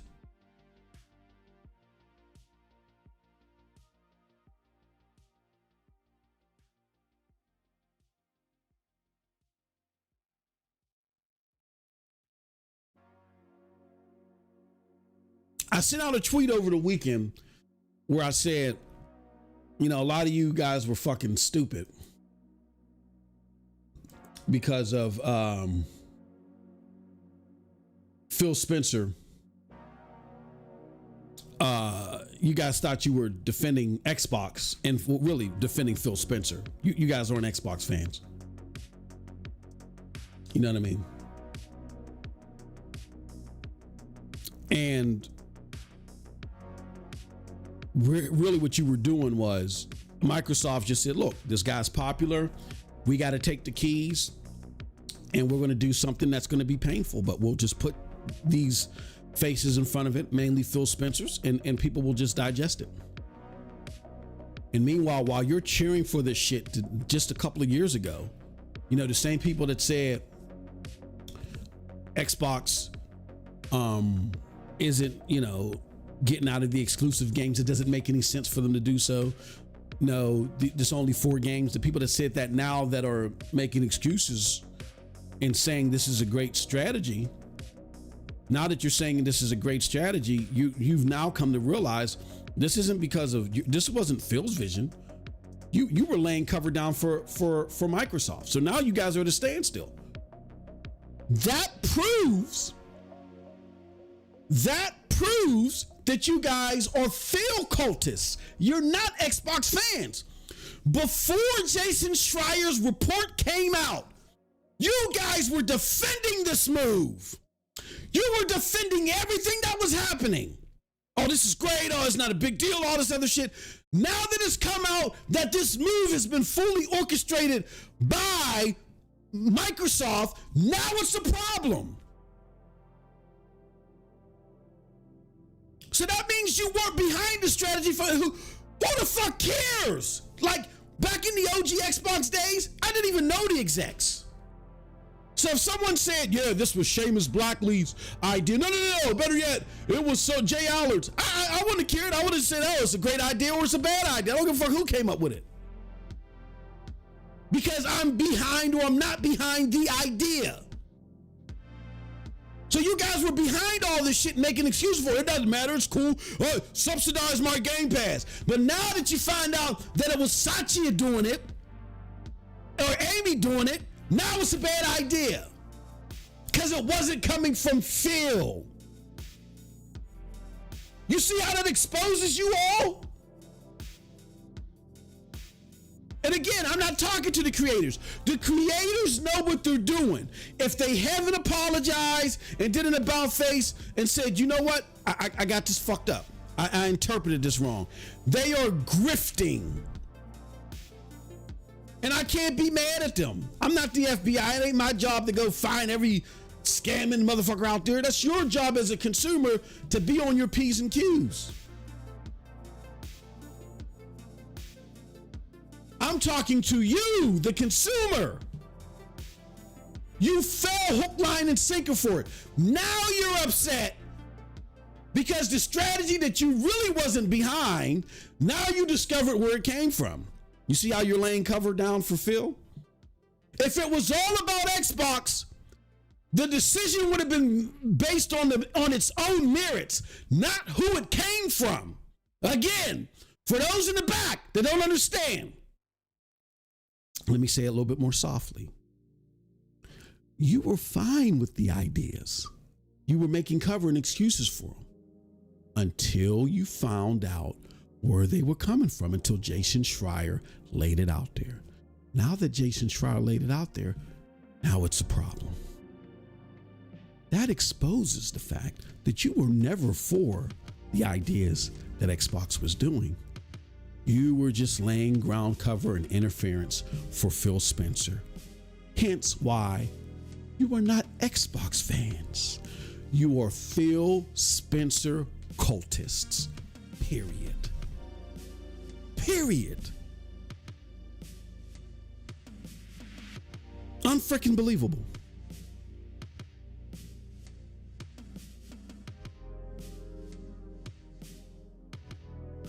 Let me go to the chat. See what the chat thinks about all this. We got Geek to Sneaking out. He says, what's up? Rashad Dow says, PlayStation, the only box that gets Kratos and Master Chief day and date. Forza and GT day and date. Blade, Spider-Man, and Wolverine day and date. Oh, yeah. Absolutely. Andrew Wilkins says, being an Xbox fan never really was about having your own gaming identity. OG Xbox had Sega game support due to Peter Moore. Hey, look, Andrew, we ain't gonna keep. I told you, goddammit, watch this 360 slander. See, I'm an Xbox fan. So even though I don't like this regime and I don't like what the console's doing right now, you see how I'm sensitive. I'll be honest. I'm sensitive about my 360. I'm an Xbox fan. I'm not a Phil Spencer cultist. I don't belong to the church of Phil Spencer. You guys are Phil Spencer cultists.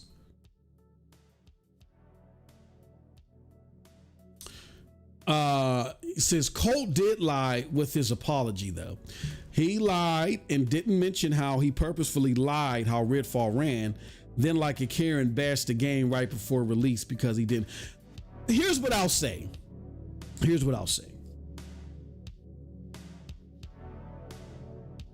He may not have taken the time to address everything like how your boy MM2K did at the Fall of Stadium. He may have not done that. And he may still say some things that I may feel like he did in his last video, that a couple of things that he said that I feel like a little bit skewed erroneously in the favor of Xbox. But he made steps in the right direction. And I'm not saying there may not be more to do. I mean, I think now you can just watch him with a skeptical eye and say, okay, let's see where this guy's going now. I think that's a lot more respectable than what we're seeing with these other creators. These other creators, I'm not even paying them no attention. When it comes down to Xbox content, here's who I listen to. Here's who I suggest. If you're somebody wanting to be in the know, like I get all the entertainment and all the console war stuff, that's cool. But if you're actually wanting to be in the know, if you're looking for nuggets of fathomable and truthful information and plausible information in between the entertainment parts, as far as Xbox content, you're not going to find it with these other creators. At least Colt, I can say now, you can look at him with a skeptical eye. Everybody else I'm not even paying attention to.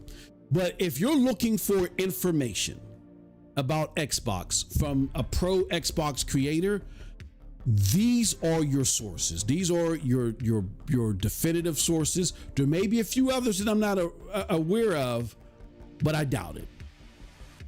Number one, Arthur Giles and Anthony, I forget the guy's last name, or really the whole Rebel FM podcast.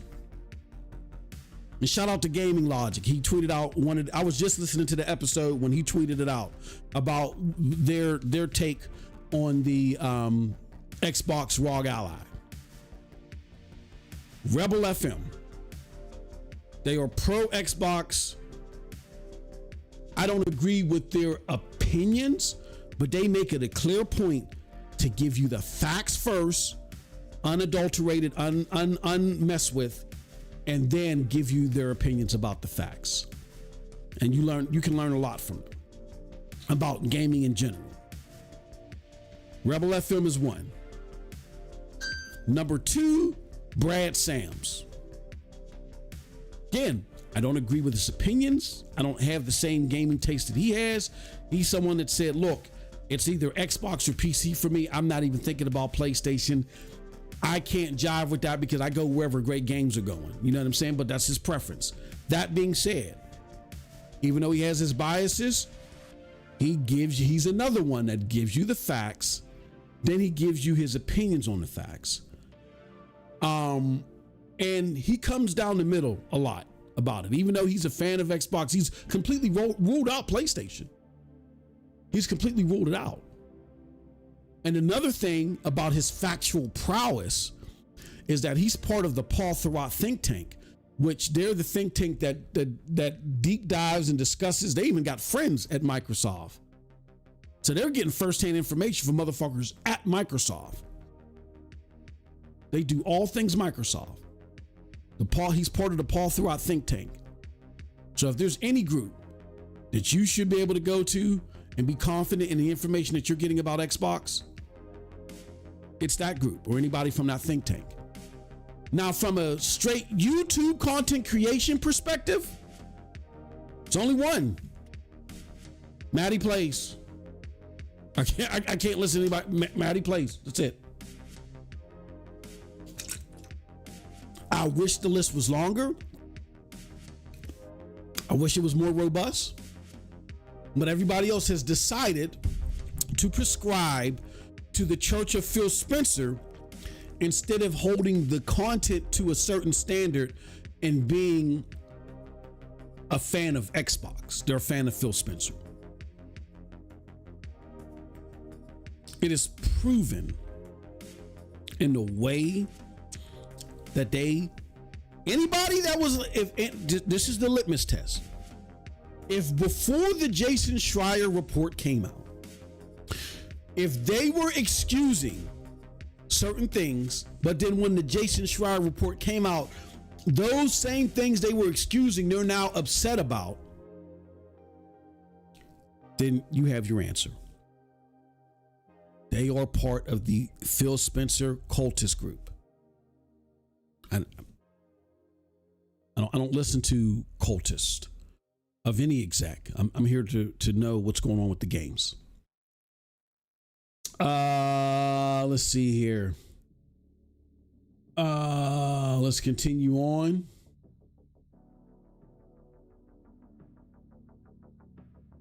Old Man Gaming Guru says Sean Layton is responsible for the PC porting initiative to attempt to save his own ass. He diminished the brand. Every Western, I can't see what those symbols are, follow suit.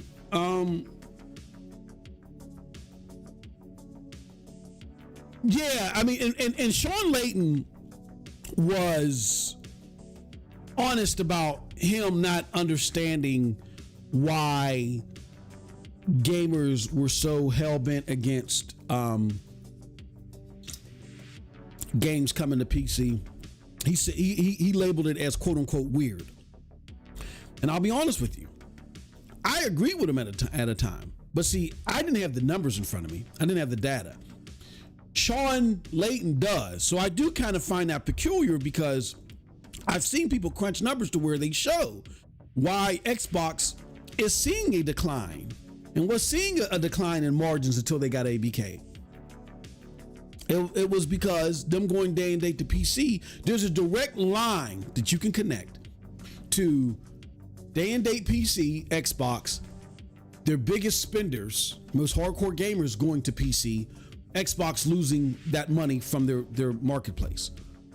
When you're a console provider or platform provider, your store is your biggest claim to fame. So whenever you harm that store, albeit going multi-plat and other platforms and supplementing other stores or splitting your money with other stores and or putting your games day and date in subscription service, which people ain't got to buy it from your store. You better have a viable solution to offset that, and Xbox never did.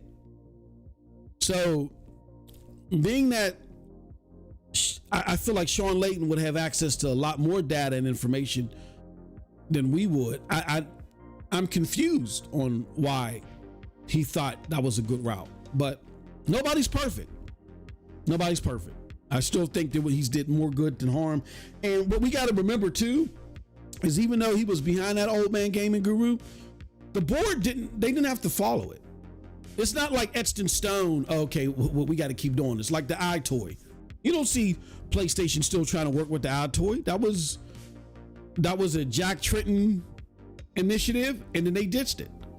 So just like Sean Layton's gone, you ain't got to continue with PC. Could have ditched it. That was the board that continued to go with that, and Jim Ryan. They that wasn't forced down nobody's throat. When he left, they could have cut that off, and they continued to proceed with it. He says, Holomoko says, Tim Dog was capping for 15 years, but he did go rogue. He says, Diller is missing. He's either in jail or in a coma. Oh God. Oh God. He said, this dude brought up baby steps. Xbox are down bad. Social Joint says, yeah, I remember on Zaire's channel, MM2K was out there moving mad, backing foolishness. I was. Let's see here. High on Life says, Old Man Gaming Guru, which is what Andrew House was talking about in Foresight back in 2016. Windows, Steam were the main competitors, not Xbox. Phil spent $80 billion to save Xbox. Remember that. Phil spent $80 billion to save Xbox. How did that go? How'd that work out?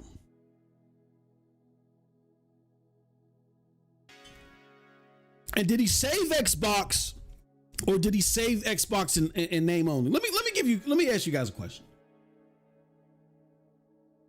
Say, I don't know, there's a rib place that's popular in the Northeast. Oh no, I'll use a popular. I always use this one. Ruth Chris Steakhouse. Right? Say Cold Blood owns Ruth Chris Steakhouse. Best steaks you're gonna get on the planet. And say I come and buy it from him.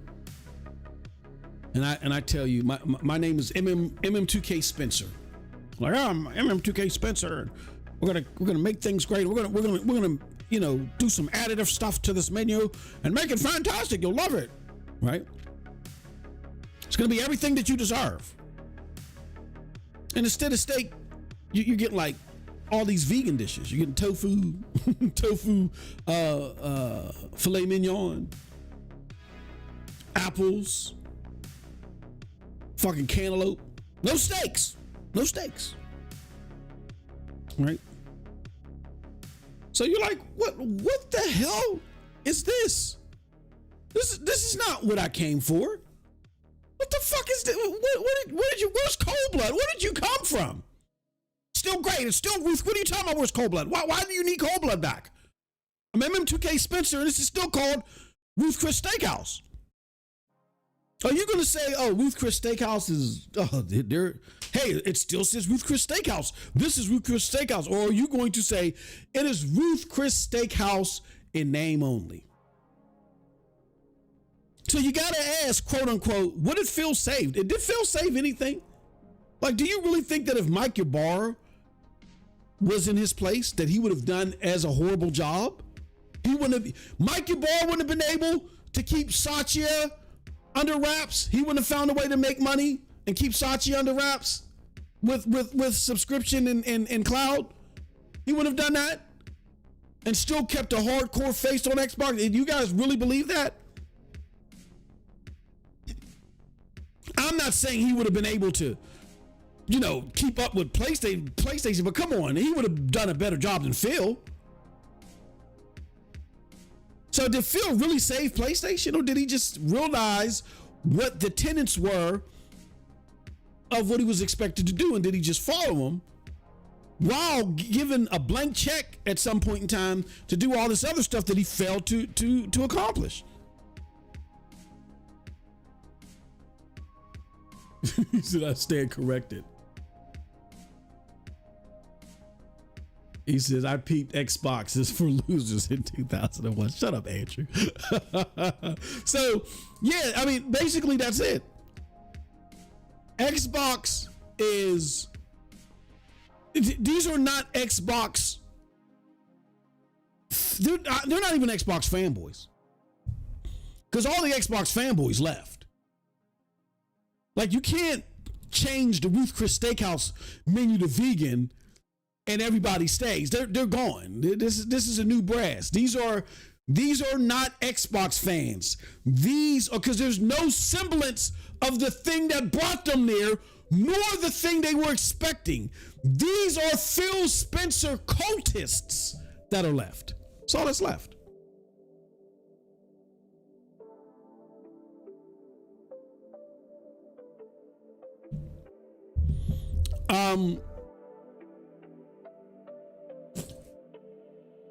With all that said, let me ask my brother Cold Blood. What are your thoughts on all this? Is Xbox dead? They died a while ago. And what are your thoughts on the community and this all of a sudden outrage that they're showcasing?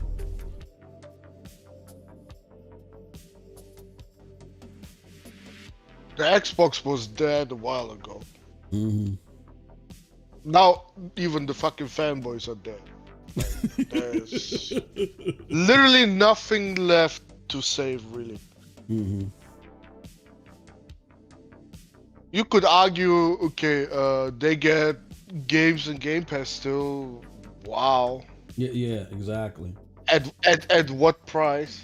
Yeah. But yeah, I would not recommend anybody at this point to get an Xbox. Like, you even fucked up the very cheap gaming part. Your goddamn worst console is even $400 now. Jesus Christ. So yeah, get a fucking PlayStation or go PC. That's the fucking message now. Mm-hmm.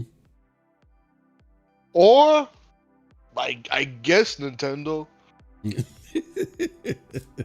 But with Nintendo, you gotta take some sacrifices. Yeah. Oh, for Jesus Christ. And that's disappointing as hell. I'll admittedly, I had high hopes for that fucking Switch 2, but geez Louise, I was dampered. Like, if you want to play third-party games, don't get a Switch. Oh my No. God. Yeah. Do not do that. But yeah, I don't. And these people out here that still want to compete, and I like just some type of competition going. Like, what do you think about that? This new Microsoft handheld, and the competition that they claim is still going to be out here. What do you think about those people still spewing that shit?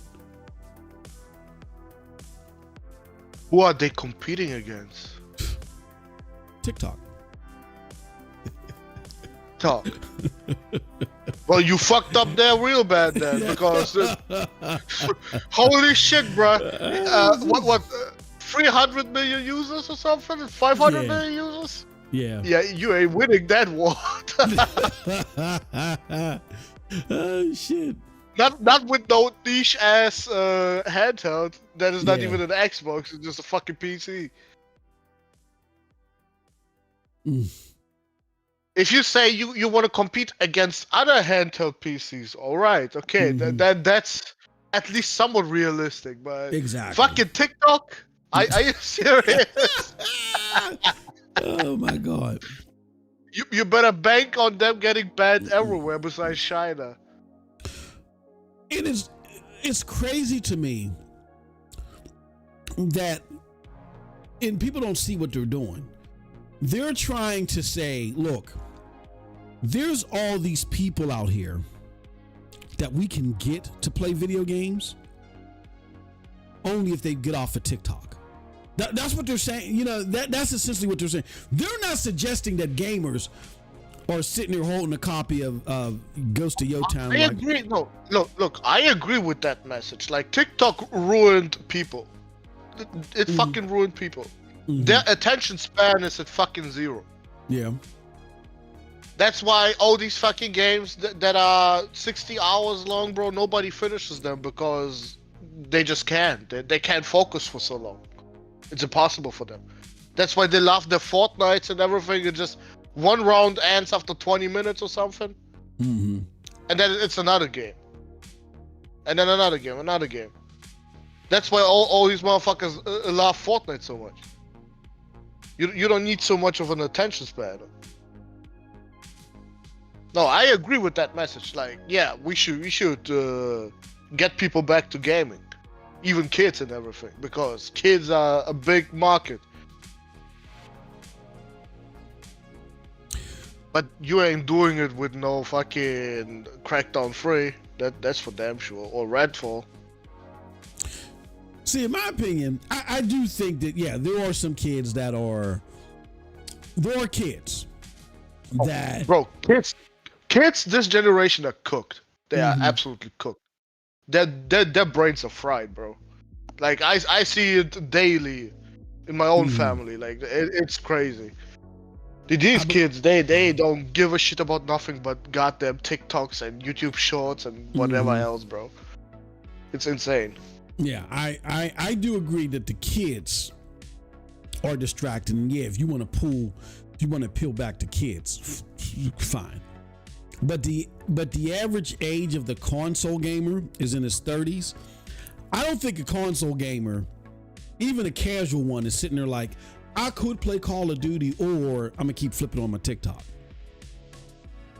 I think the adult gamer, you know, will go still play their game. It's just the downtime that they have from the game, where instead of spending their downtime maybe touching grass or touching a girl or whatever, you know what I mean, or a guy, they're on their TikTok. But I still think that gamers are you know, adult, or the adult game, non-kid gamers, I still think that they're focused on gaming. So I will agree, outside of kids, to your point, outside of kids though, I don't think there's this large group, which kids are a large group, but I don't think outside of kids there's this large group that they can persuade to get to gaming. I think Microsoft keeps trying to raise the ceiling of gamers beyond what's sensible.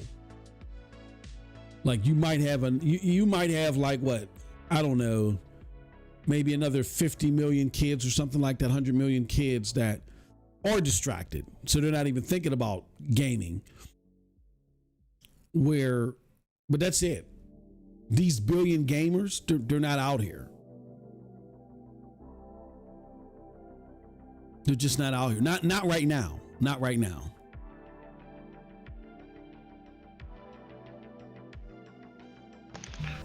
And with populations decreasing, not increasing, it ain't gonna go up, bro. Yeah. These kids spend their time watching another person at home. They are not real gamers. They are Twitch kids that are brought up on streaming. That is true. That is true. So they're more on YouTube than they are on the actual. That's just their mannerisms altogether, which leads to Cold Blood's point. You know what I mean? So, yep, that is true.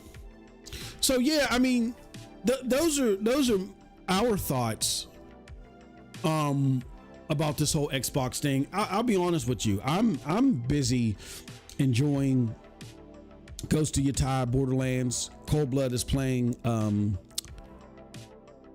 Battlefield.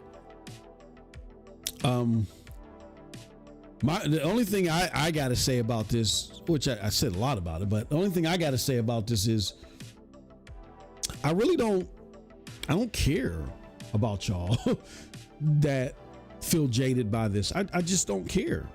You guys, hopefully, the only thing that I will say, if it does like wake you up out of your stupor, the only thing I will say is that realize that a lot of you, some of you that there might still be hope for, you have transitioned from being an Xbox fan, which being an Xbox fan used to mean being a fan of innovative, forward thinking, hardcore game, or, hardcore gaming.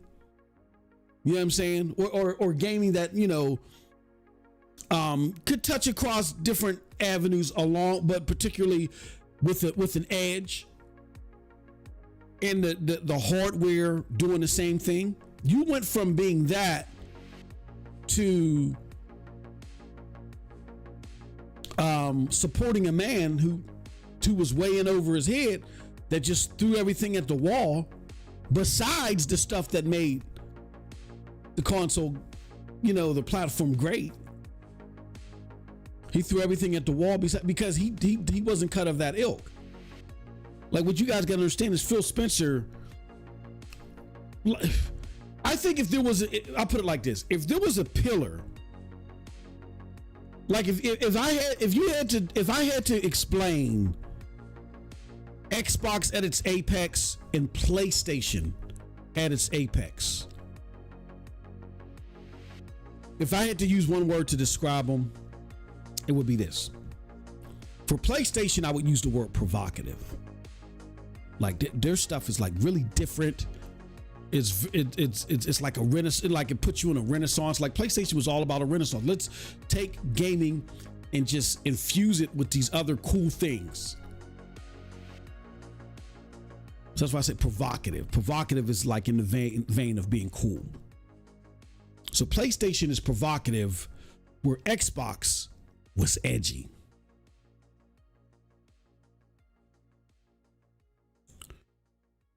There's nothing edgy about Phil Spencer.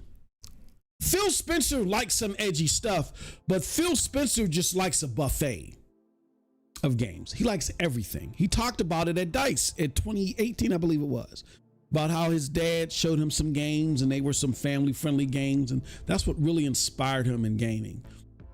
Why am I a hardcore gamer? I wasn't playing Chisel Fizzle Tizzle Popper with my peoples. I was thrusted into hardcore shit, hardcore anime, Fist of the North Star, and all that gruesome, gruesome anime, and you know what I mean? That's why I like things with an edge. That's why me and Cold Blood was joking a few months ago. I was getting all creamy knuckled over Expedition 33 over the cutscene where everybody was getting slaughtered and shit. You know what I'm saying? Like, that's what fuels me, and that's because it was edgy, and that's what Xbox used to be about, edginess. You know what I'm saying? It wasn't the only thing it was about, but they made sure that if you were into edgy content, edgy, innovative content, here we go. We got you. This is your home. And they expanded from that.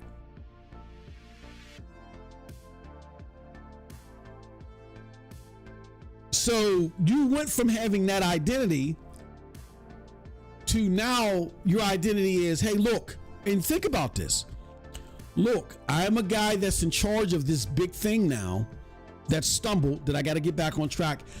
I don't know what to do. Be patient with me and help me out, y'all. Let's try to find out a way to get back here. That was the product. Be patient with me and help me find a way to pull this back to success. The product wasn't, hey, look, I understand you're going to take some time to get back, but you know where to go. You know which levers to pull. We'll give you some time, but get back to those hardcore, edgy, levers as a foundation, and we'll meet you there. No, that was no longer the product. Again, the product was, I am a guy, I'm way over my head. I mean well, and I really like gaming as a whole. Just be patient with me as I try to figure this out. That's what you subscribe to. And once you subscribe to that and you make that the product, Xbox been died. They been dead. What is going to kill the Phil Spencer cultist movement is when he leaves Xbox. And you guys are such, I want you to think about this. This is, I want you to really think about this. You guys are such Phil Spencer cultists. Let's just say, in some way off dimension, if Phil Spencer quit Xbox, took some time off, and a year later, for some god-awful reason, replaced Herman Holston went to PlayStation, you guys will follow him to PlayStation. Now, PlayStation is great. You would follow Phil to PlayStation. Even though he would have new bosses, new expectations, he has to be a steward of quality. You would follow, well, PlayStation is great now. They don't have to change any other leadership but have Phil Spencer there. You're following him to PlayStation. That's how much of cultists you are behind Phil Spencer. So it's not about Xbox for you guys. It's about Phil Spencer. And that's why Z was right. Next Gen 720 was right. You guys destroyed the brand. Because instead of letting him go, Satya and Amy, they did too much for Phil. They figured this, they now recognize, as they started to pull back the veil, they didn't recognize what was at the heart of this product. The heart of the fandom behind this product is all because of this guy. So we can't let him go. But now there's rumors that he's going to be retiring. So maybe what's going to happen now is that they're going to let him go down easily, and he can just walk away gracefully. Supposedly it's happening around the Game Awards or whatever. Who knows? We'll see. And watch when that happens. That's when you guys will finally go away. So anybody that's looking for this silliness to end, it's not ending until then. Xbox been dead. They been dead. The Xbox fans been left. When we saw Crackdown, you guys may not remember, but when Crackdown, matter of fact, here, let me show you guys. Let me put in MM2K Crackdown 3. I'll show you guys the video. Yep, here we go. This is the video when I made this video.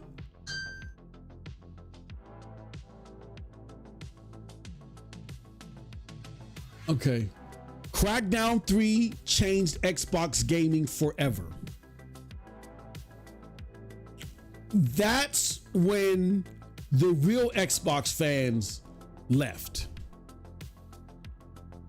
Hold on one second.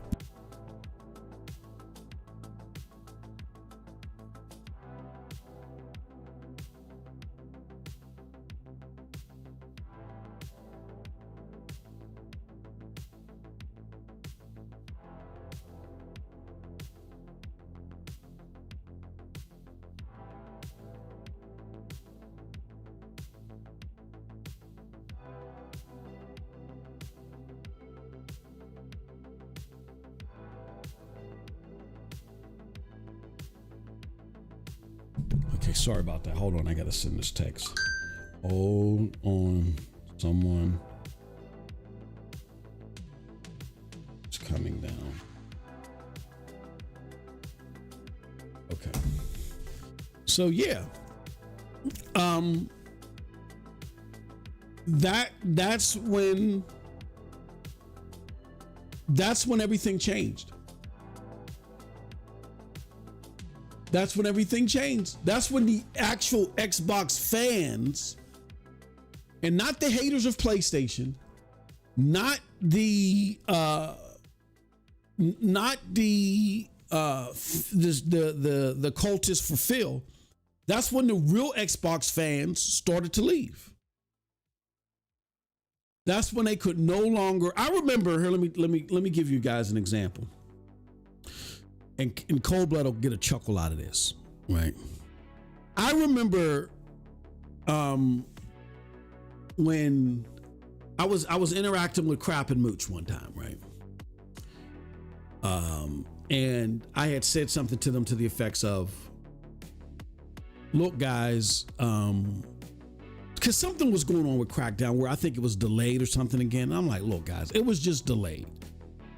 I said, let's not, this is me and my Xbox fanboyism mode. I said, look, guys, do not get all wound up because it was delayed. All this negativity spreads, and it's spread to the unsuspecting gamer, and then the unsuspecting gamer, is going to think that this game is bad news. And to their credit, I remember Crap and Mooch saying to me, no, MM, nope. You're capping. No. This game was in production forever. It's time for it to come out. It's time for it to come out, and it needs to be quality. We can't make no excuses for Xbox. Who cares how it looks? It needs to look bad to put pressure on them to do better. Crap and Mooch of Crap of all people. But Crap and Mooch told that to me, and it didn't resonate at first, because again, I'm just running interference for Xbox. Like, oh, come on, just wait, they'll get it together. And they're like, no, they should have been got it together, and they were right. There was no excuse for it, none.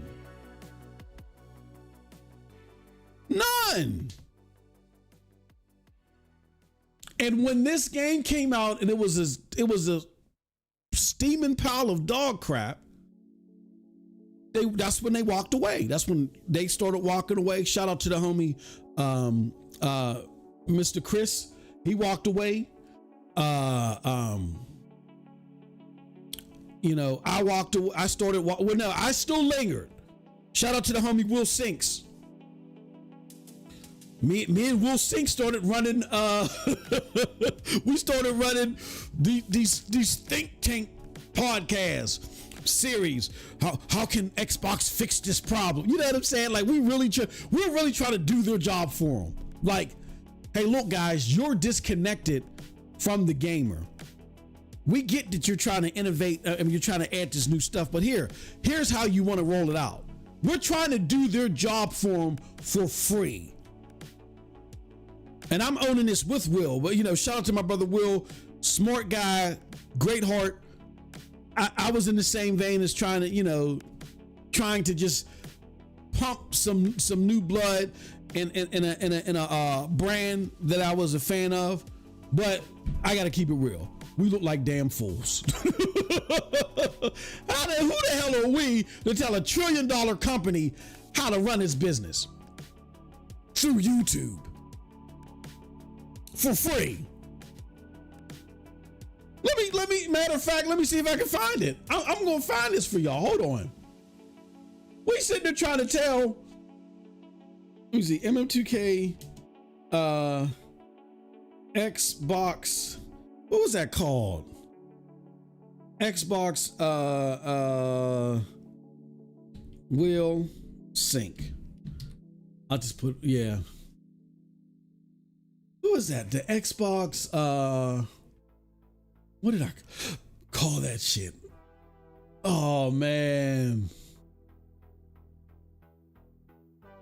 I forgot what I called it, but it was a series. Oh, Xbox Series. It was like, me and Will did like a couple of podcasts together where we're trying to figure out for Xbox, right? Like, what can these guys do? Like, come on, Xbox, listen to us. Like, stop. Like, we look like damn fools. And we meant well. Let me see Satya. Damn it. I wish I could find her for y'all. Y'all thought I just came on the scene 3 minutes ago and was trying to be a pony. No. Again, like the rest of the actual Xbox fanboys, I was an admitted fanboy. Like the rest of the actual admitted Xbox fanboys, we rolled. When they no longer made it about quality. When being an Xbox fanboy meant excusing everything that Phil Spencer did.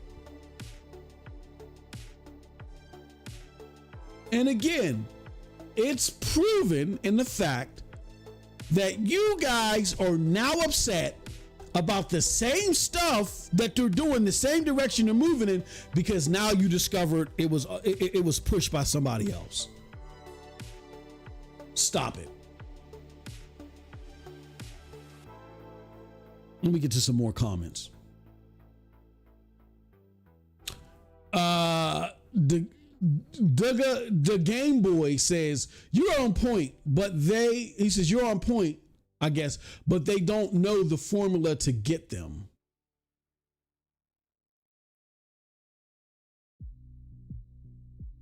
Jonathan, how come I can't?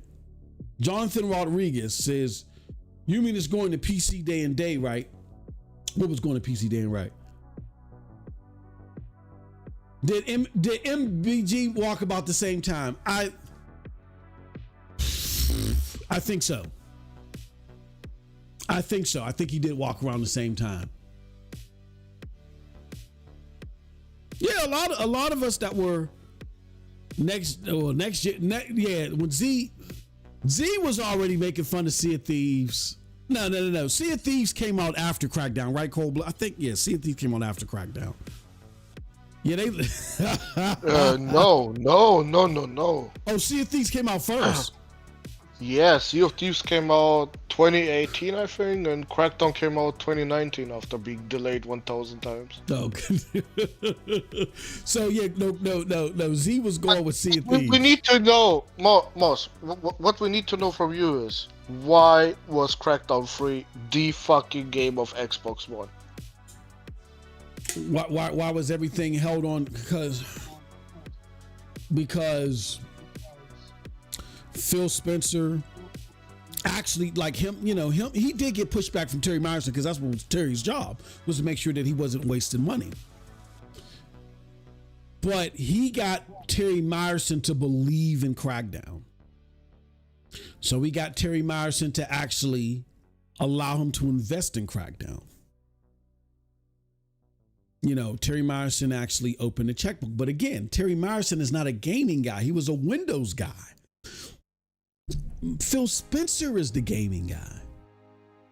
So he opened a checkbook for Phil Spencer, only for Phil Spencer to fail in a colossal fashion and Crackdown to be a mess. Now I get it. Some of the tech and stuff like that was involved with the game got sold to somebody else or whatever. I mean, look, this is what you get paid the big bucks for. You get paid the big bucks to deal with these type of issues and still come out on the rosy side. Just at that level, it's never easy.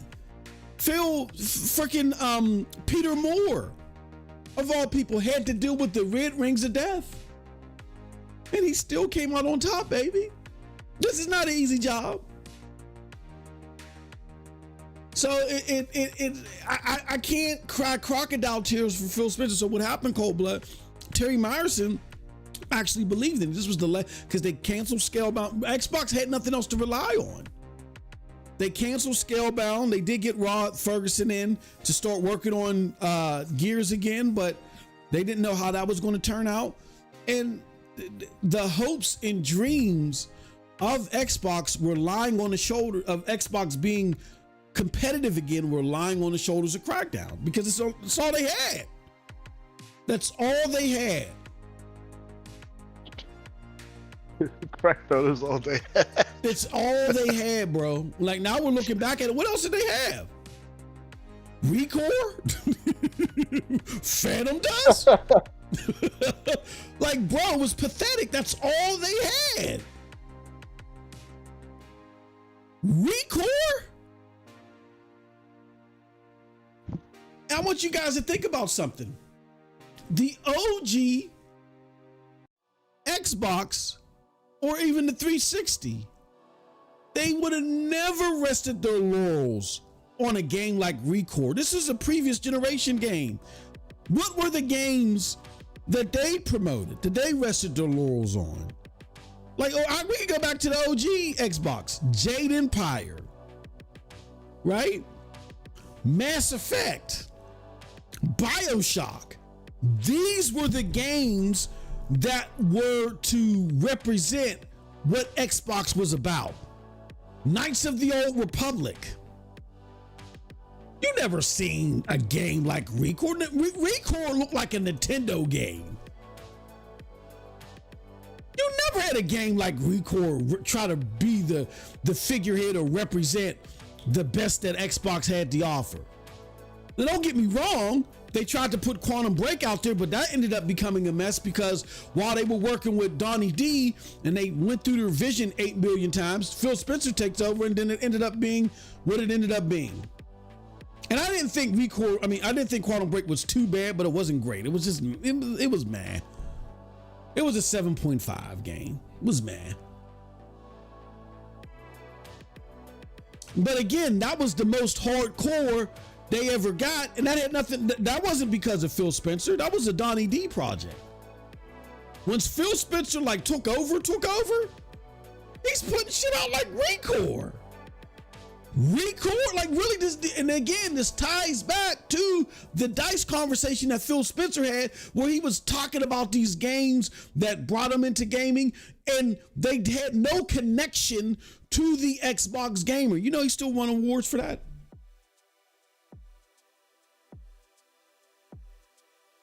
They didn't connect to anybody. Nobody cared about what he was talking about. Y'all was playing this game and playing that game with my father. And these were not games that brought Xbox gamers to the table. And really the thing before even Crackdown has solidified it for me and Porter Rock, he'll tell you. Because me and Porter Rock were arch nemesis, right? Back in the day. Porter Rock will tell you that's when he just hit me on top of the head with the bat. When he showed, I wish I could find that tweet. If anybody can find that tweet, I want to download and crystallize that tweet. Porter Rock took a snippet of Phil Spencer's communication during that DICE presentation, where he talked about how they want to make games again. They want to get to PlayStation's level. Right. And I said, huh? I didn't get an Xbox for you to mimic PlayStation. I got an Xbox for you to do what Xbox was good at. And I couldn't believe it. And I said, P-Rock, you're lying. He did not say that. He said, oh, yes, he did. So for you Xbox that are mad at me, you can thank P-Rock for that. That hit me like a ton of bricks. And that's when I knew. I said, I always had funny feelings about this guy. This guy's not it. He has to go. It went from, I'm feeling iffy about this guy. I really don't trust that he knows what he's doing to, oh no, he's got to go. You would never, I mean, okay, Coca-Cola is a more dominant product globally, right?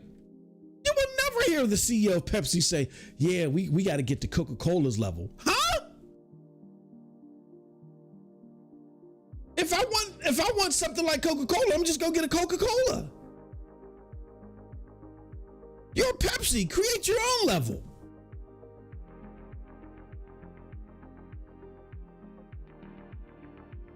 That's when I knew he wasn't the guy.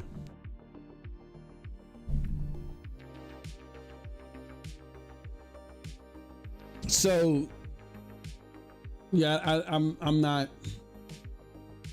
Again, I beyond that, and I'm just rambling now. Beyond that, I don't have much else to say to you guys. I'm just hoping that I've lectured but enlightened you out of your stupor and made you realize that in your what you thought was a fight for Xbox, you were actually just playing interference for Phil Spencer. You were not acting in Xbox's best interest.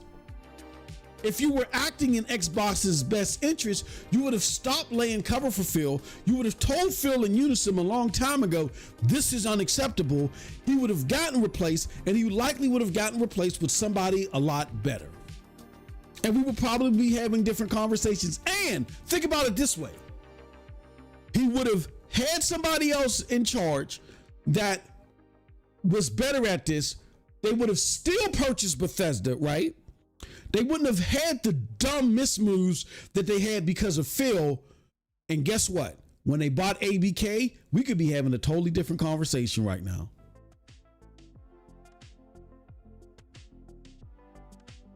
Because Mike Ybarra wouldn't have done that. I can tell you that right now. Mike Ybarra wouldn't have been like, no, we got to be slick about this. We got to be smart about this.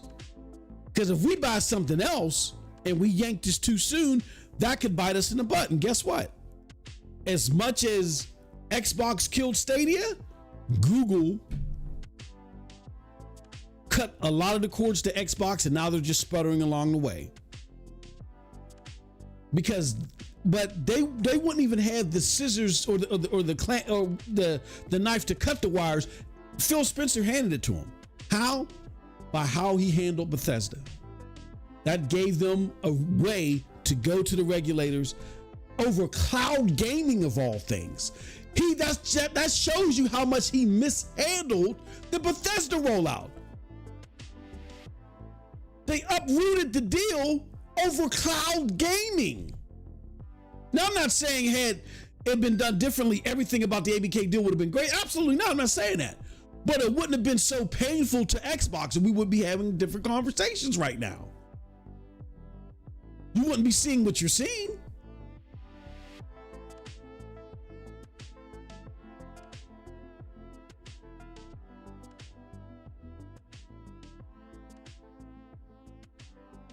He says, laugh out loud, record. I think I received it bundled with the Xbox One, played it for 15 minutes, and never picked it up again. Yeah, that was pathetic.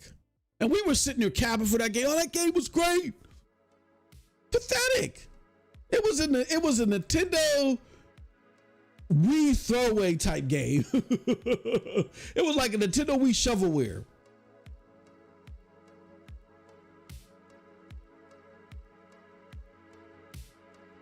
At this point, Jonathan says, at this point, I feel Xbox and PlayStation go third party fully as they haven't. You can't. I mean, that may be your opinion, but I will say that this generation, what I will say about this generation was there hasn't been a game that made me feel like, oh my gosh, we're breaking into a new wall of gaming. You know what I'm saying? Like, oh, these are games that, oh my gosh, that are doing things we've never seen before. I'm not. These games are not super innovative, but we're getting a lot of great titles on PlayStation. We're getting a lot of great titles on PlayStation, and some of my most cherished games are from PlayStation. Freaking Marvel Spider-Man 2 is a fantastic game. Stellar Blade, oh my god!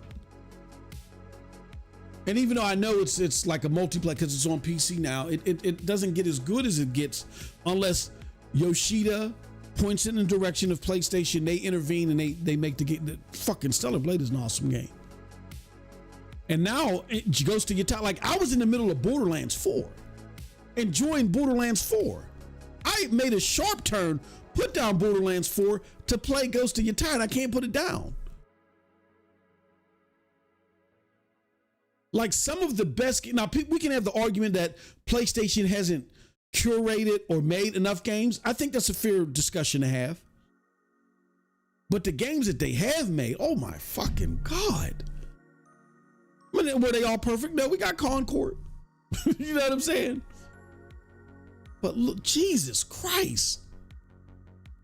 So yeah, if you can look at games like Marvel Spider-Man 2, Horizon Forbidden West, oh my goodness. Even God of War Ragnarok. If you can look at God of War Ragnarok, Horizon Forbidden West, a lot of people attest to Returnal. I haven't really played Returnal. They're like, that's like the greatest, innovative IP of this generation across anywhere.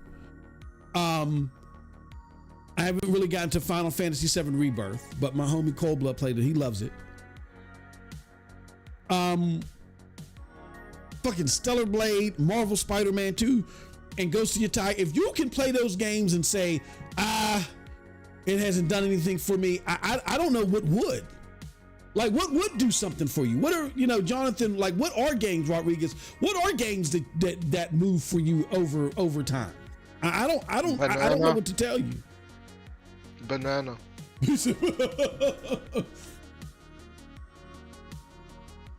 Like, I'm curious. What games would motivate you? What games would you feel did make you feel like, holy cow, this is a great title?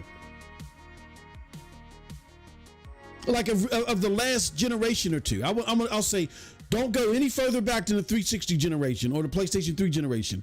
What games of the last few generations did you say, oh my God, these are phenomenal games? I'm just curious.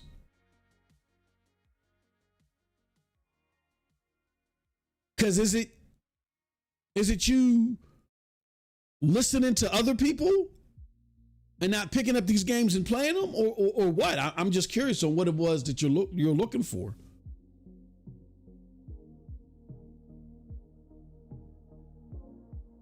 Because I'm telling you, I'm curious.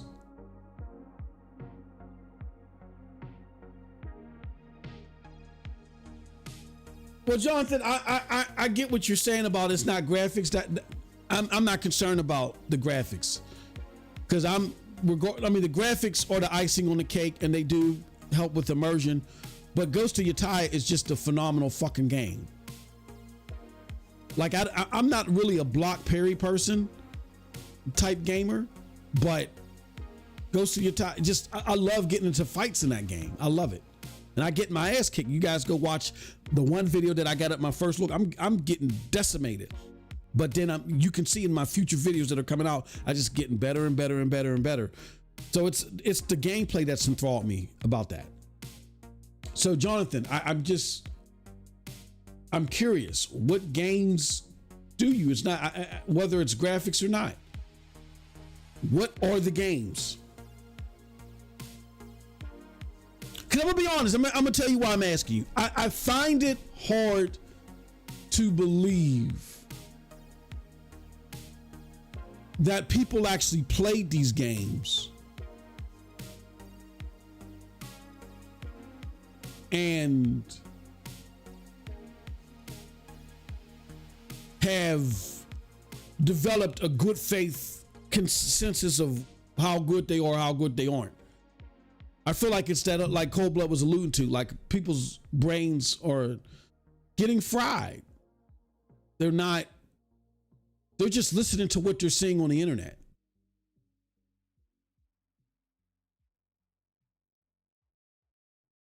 Like for instance, I got a lot of people that I've come across on the internet that say Ghost of Yotei is boring or trash, or that what's her name? Atsu, I believe that's her name, right? Cold Blood. The main character isn't any good, yes. But y'all loved Assassin's Creed Shadows.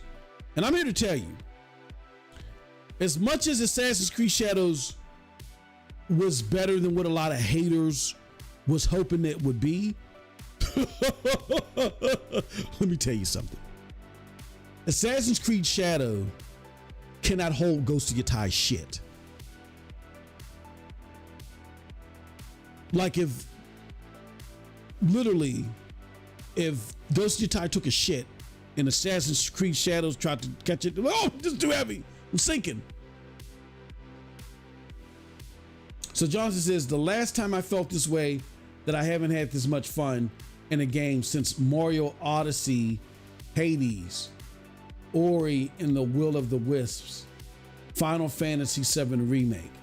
So, okay, with Mario Odyssey and Hades,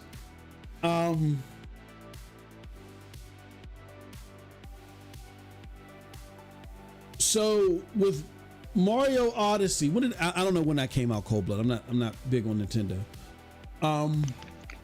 Pretty much at the beginning of the Switch. Of the Switch, okay. Mm-hmm. Have you tried that? I mean, is there any similarities to Astro Bot Mario Odyssey? I could not tell you because I hate every single Mario game. I fucking despise that character. I hope that motherfucker dies.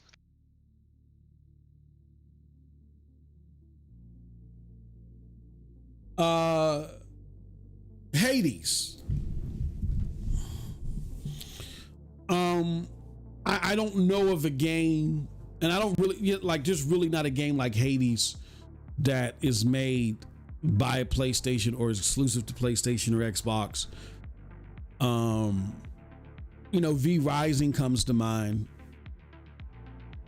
That's Hades like, I believe, but V Rising is an awesome fucking game.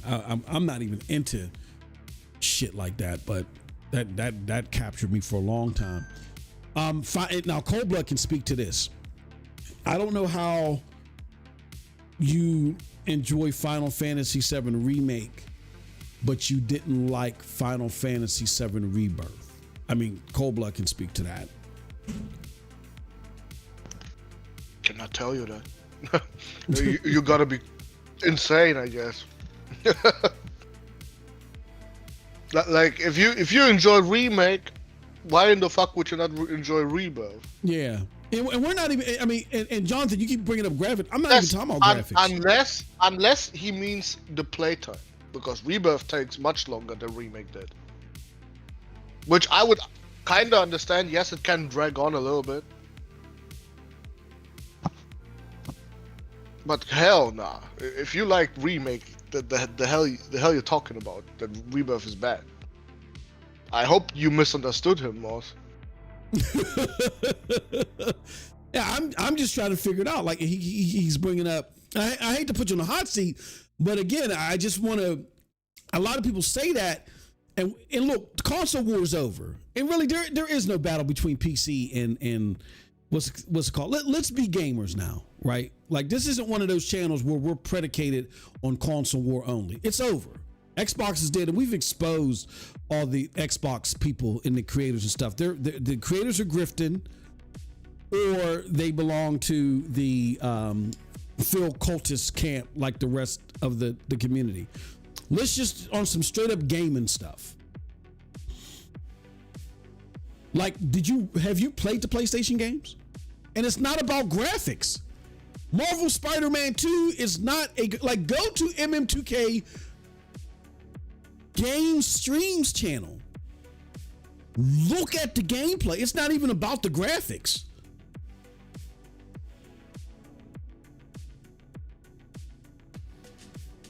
Look at our game streams. I don't know how. I don't know how. So High on Life says Mario Odyssey equals Astrobot. Ori equals 9 Souls. Hades equals Hades 2. Final Fantasy 7 Remake equals, yeah, you can't tell me this person ain't cap. That's what I'm saying. Like, again, when we say these things, here's what's going on. I think a lot of people, and I get it, a lot of people still are on their PlayStation 4 and their Xbox Ones and or just went to PC. And you guys didn't give PlayStation 5 a chance because you didn't see that much of a leap, visually. I know you keep saying you're not into graphics, but like, I don't understand how, like, for instance, if you were really moved by Final Fantasy 7 Remake, that right there alone should have prompted you to get a PlayStation 5. Because then I would have had to have Final Fantasy 7 Rebirth.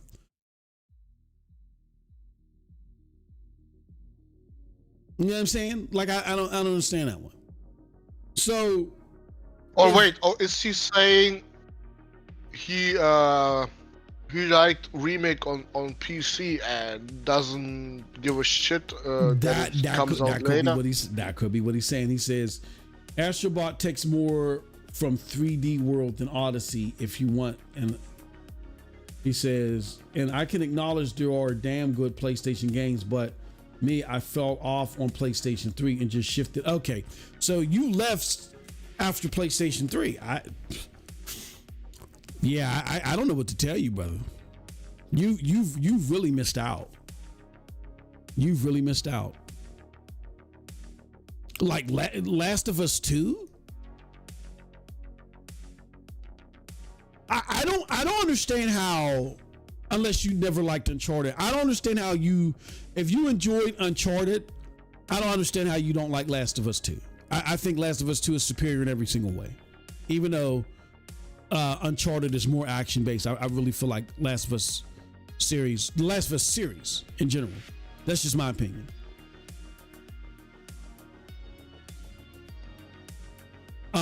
God of War. Like, I get it's on PC now. Oh my God.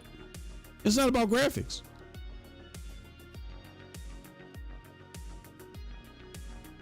He said Last of Us made me leave. Oh my gosh. Wow. Okay. Wait. Last of Us 1 made you leave the PlayStation? Mm-hmm. He said Last of Us made him leave. He says the Uncharted 2 was phenomenal.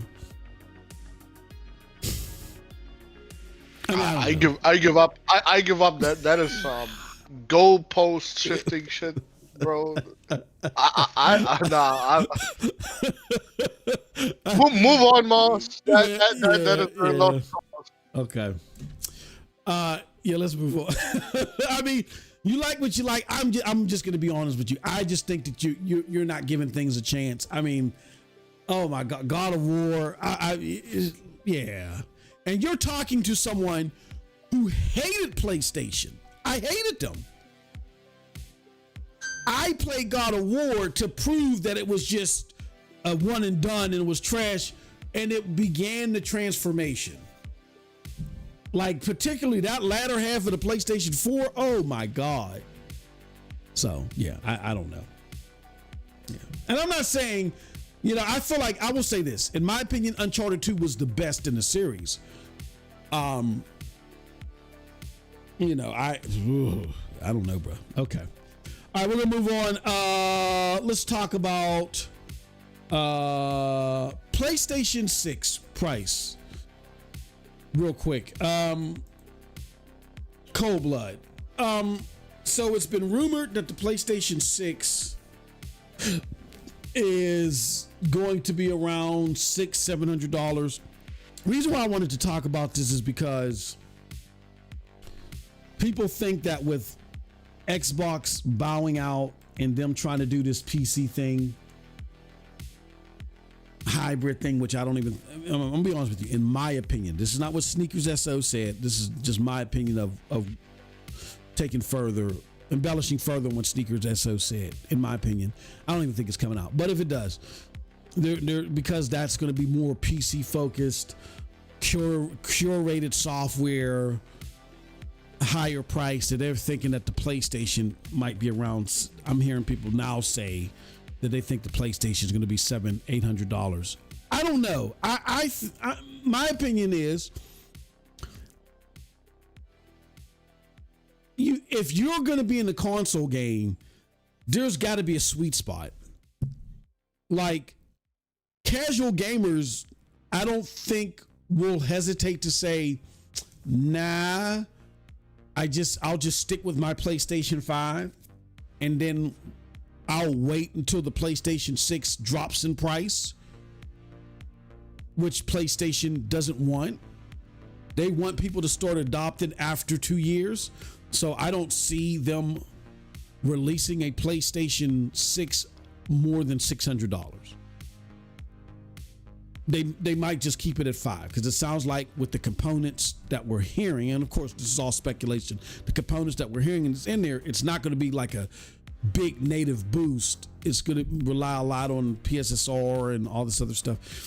But with what, based off of what we know, do you think the PlayStation 6 is going to be $700-800 or even more, or do you expect it to be around $600 or less? What do you think?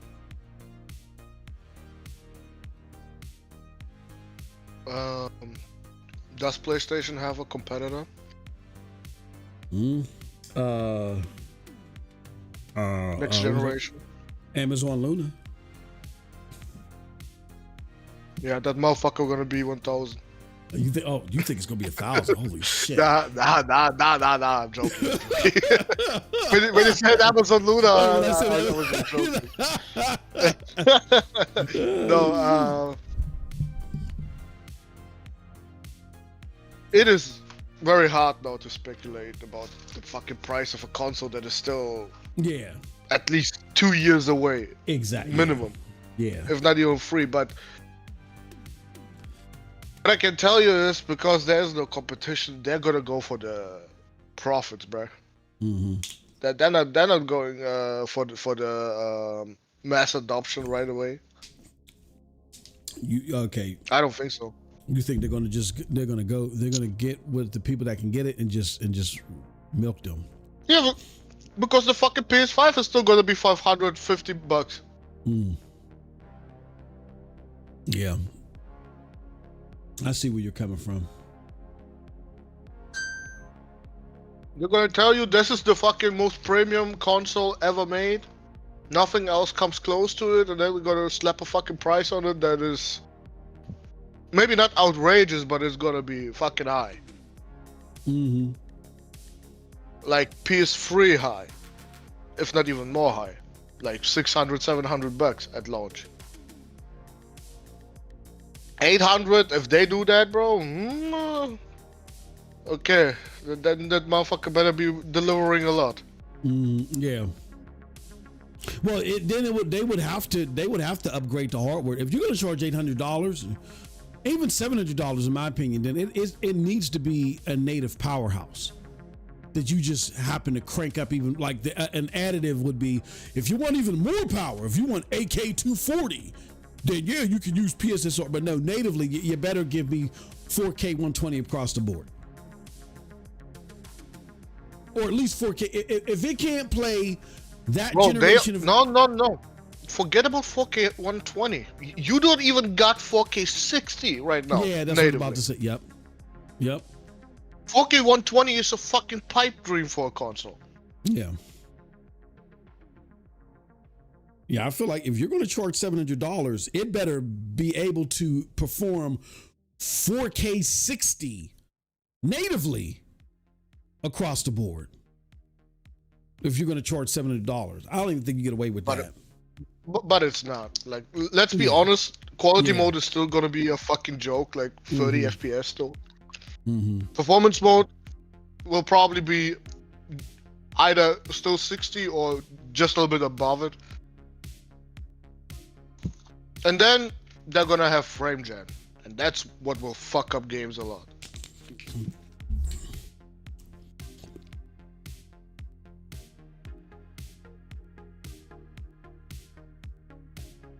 Yeah, if that's the case, then I don't see how you go over $600. I don't see it. Unless the state of the economy, global economy, gets worse and price of things go up another 20% by the time it launches, then I could see, but you have no competition. So I would say still, I don't, you're just going to have to eat it. You're going to have to eat it. You have no competition. Everybody's going to come to you anyway. Well, like when that Xbox, look, here's the thing. A lot of the field cultivists that are still, Xbox, that are console gamers, once that $1,000, $1,200 thing drops, or Xbox completely gets out of hardware, then they're coming to PlayStation anyway. So you're going to get all those game sales. You're getting all those extra game sales. You're going to have to eat it. I can't see. Yeah, I mean, maybe they might be able to get away with 700. They might be able, I think they would be able to get away with 700, but anything above 700. And then if they do get away with 700, I don't. That's gonna have to be like within the first year or two, maybe. Like they're gonna have to drop that price significantly. Just look at the Switch 2. Like the hardcores bought it at launch, but now it fell off, bro. Yeah. They outpriced themselves already with $500. Yep. Or $450. Yep. You think 700 at launch is going to be an acceptable price for most people? No. Nope. It's going to be the same shit. Like the hardcores are going to buy up everything at launch. Then they're going to say, oh, we have some issues with delivering. And afterwards, it's going to be available everywhere. Nobody's buying the motherfucker again. Yeah. It's going to be the same shit. Most people are going to stay on PS5 until 5 years later. It's going to be the same. I just hope for Sony that they don't have to raise it afterwards. After the 700, bro. Because if they launch it at that price and then have to raise it, we are cooked, bro. Yeah, it'll be bad. And we'll have to have somebody else. The player base is going to be fucking shrinking. Yeah, it will. Yeah, a lot of those casuals, they'll just leave, Oh, I used to play Call of Duty. Like, they'll just go somewhere else.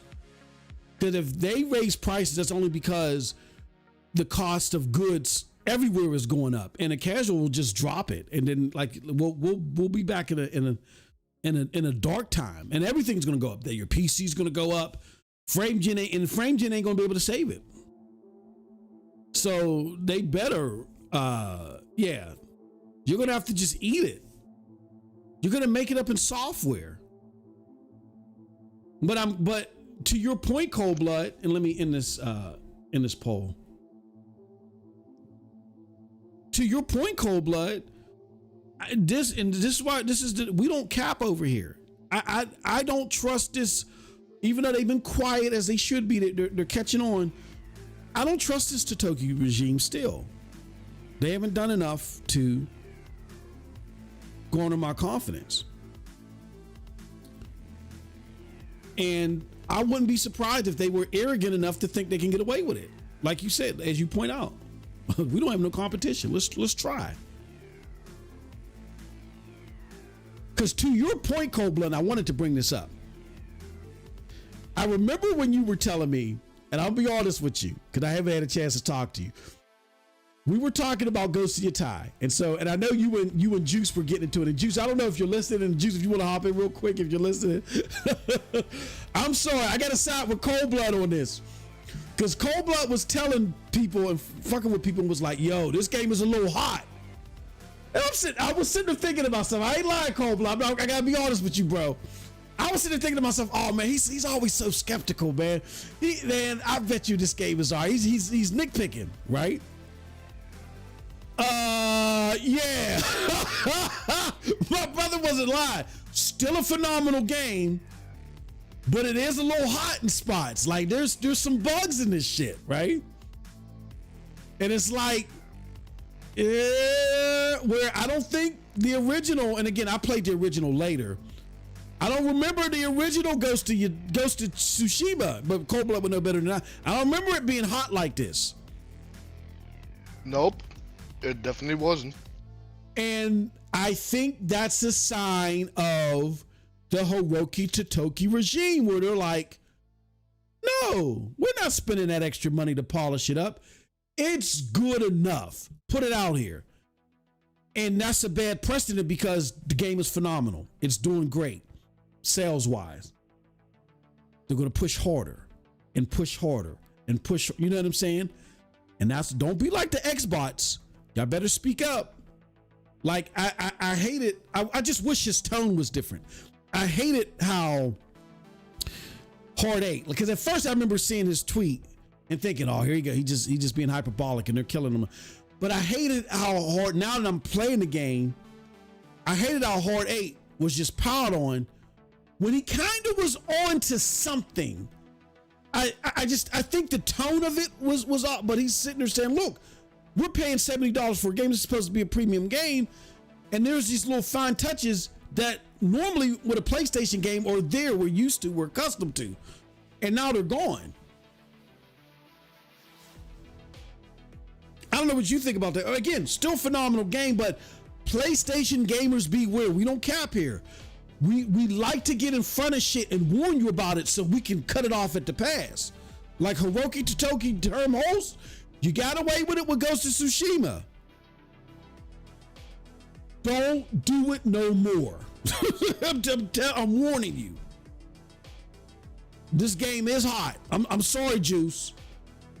We can't overlook shit, because when we overlook shit, they keep trying. Trust me, I know. They keep trying more and more and more until the next game is like the aforementioned Recore, where there was a bug in it where you couldn't even get past a certain level. You had to stop playing the game. You couldn't even finish the game. Bro, it's always the same shit. I had no issues. My game ran great, so why should I talk about it? Oh, I got proof. And then someone like me, bro, I had multiple fucking bugs and glitches in this game. I got proof.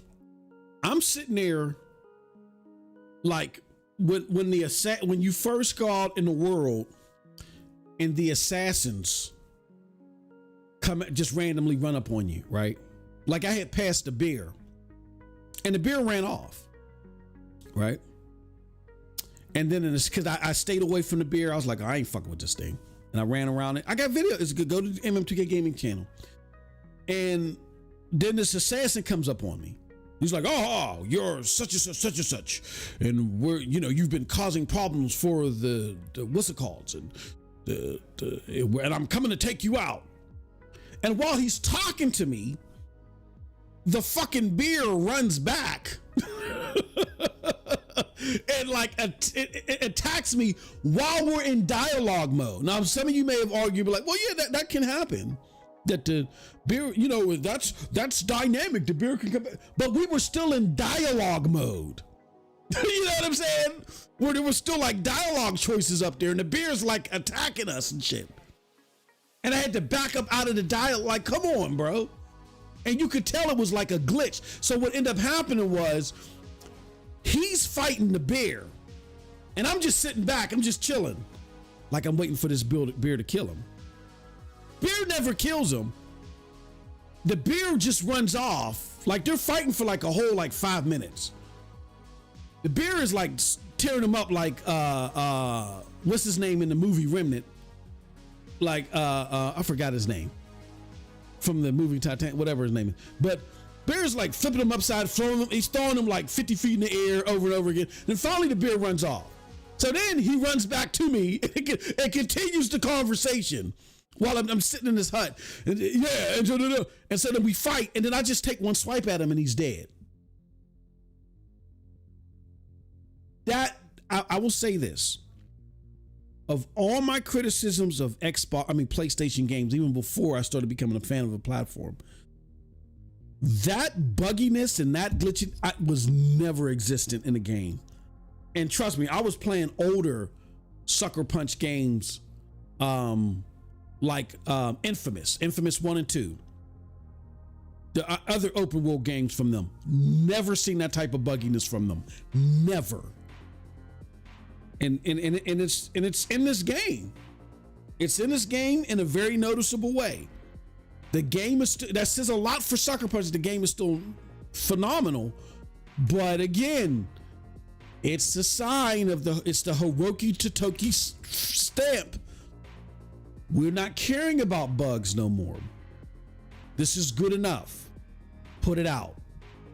That was never part of a PlayStation game. And PlayStation gamers, you better speak the fuck up. Do not be like the bots. You see what being like a bot, you see where it led you. Where you start making it about just praising the brand versus having a quality expectations. You see where that led them. Do not follow Wile E. Coyote off the cliff. Shout out to Juice. He said, oh, here you go. He is. We called him out. He's here. Hold on, let me break him down. The fight begins. Hold on. He said, here comes Juice. Hold on. Keep current permissions. Would you like? I also had frogs just swimming in the air in Ghost of Yotei. That was funny too. Oh, fight! Juice is in here. Juice, what's going on? What's up, man? Minding my business. Giant ass, sit here watching the Eagles bust the Giants ass. And he lied. See, you don't know, right? Ghost of Yotei had just as many bugs. I had to go on a Reddit because I had a game crashing bug that wouldn't continue the game. Mm-hmm. It's like July 19th, 2020. I had to go on Reddit, right? And figure out a way to finish the game. Mm. These little bugs is nothing compared to that. Even when the director's cut came out, they had bugs there too. Open world games have bugs, but since it's a girl, you don't remember the guy bugs, but you remember the girl bugs. Oh, he tried to put you in the same boat as he tried to say you another JT Smash. Oh man, he's doing that bullshit again. He's doing that bullshit again. Even though I sent him the damn clips. Listen, but to act like, but for him to see, you don't know because you ain't played the first Ghost when it first came out. That had just as many bugs as all open world games have bugs, right? I remember, but I'm gonna tell you the double standard that we got with our Russian German over there. But he I hit him about Kingdom Come Deliverance 2, right? Uh-huh. I said, bro, it's a major mechanic in there that you have to sleep. They wouldn't let me sleep. Like if you don't sleep, you get sluggish. You can't do a whole bunch of stuff. You have to sleep. You know what he told me? What's that? Don't sleep then.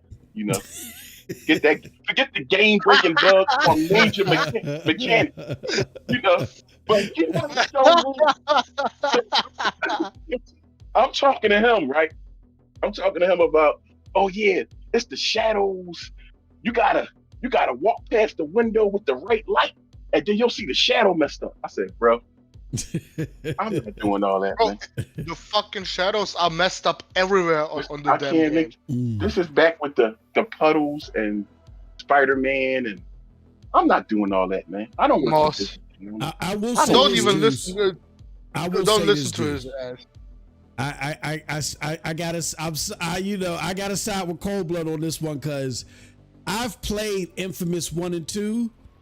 I've never seen them. Now I didn't play Ghost of Tsushima at launch, but I played Infamous 1 and 2, bro. I'm starting to see some janky shit in there that I've never seen in a Sucker Punch game. So, Sucker Punch.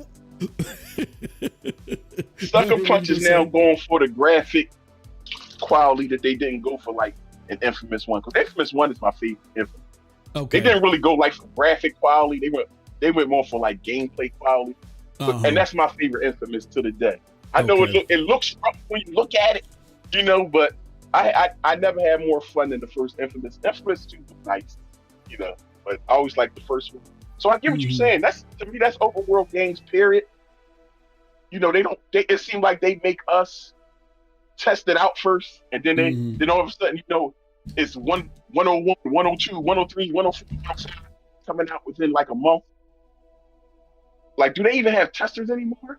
Like, I don't know if they even have testers anymore. But I've seen it. Like, I got stuck on one. You know, when you do the wolf pits, I did get stuck on one. Like, the wolf got stuck. Like, it just got stuck on the hill.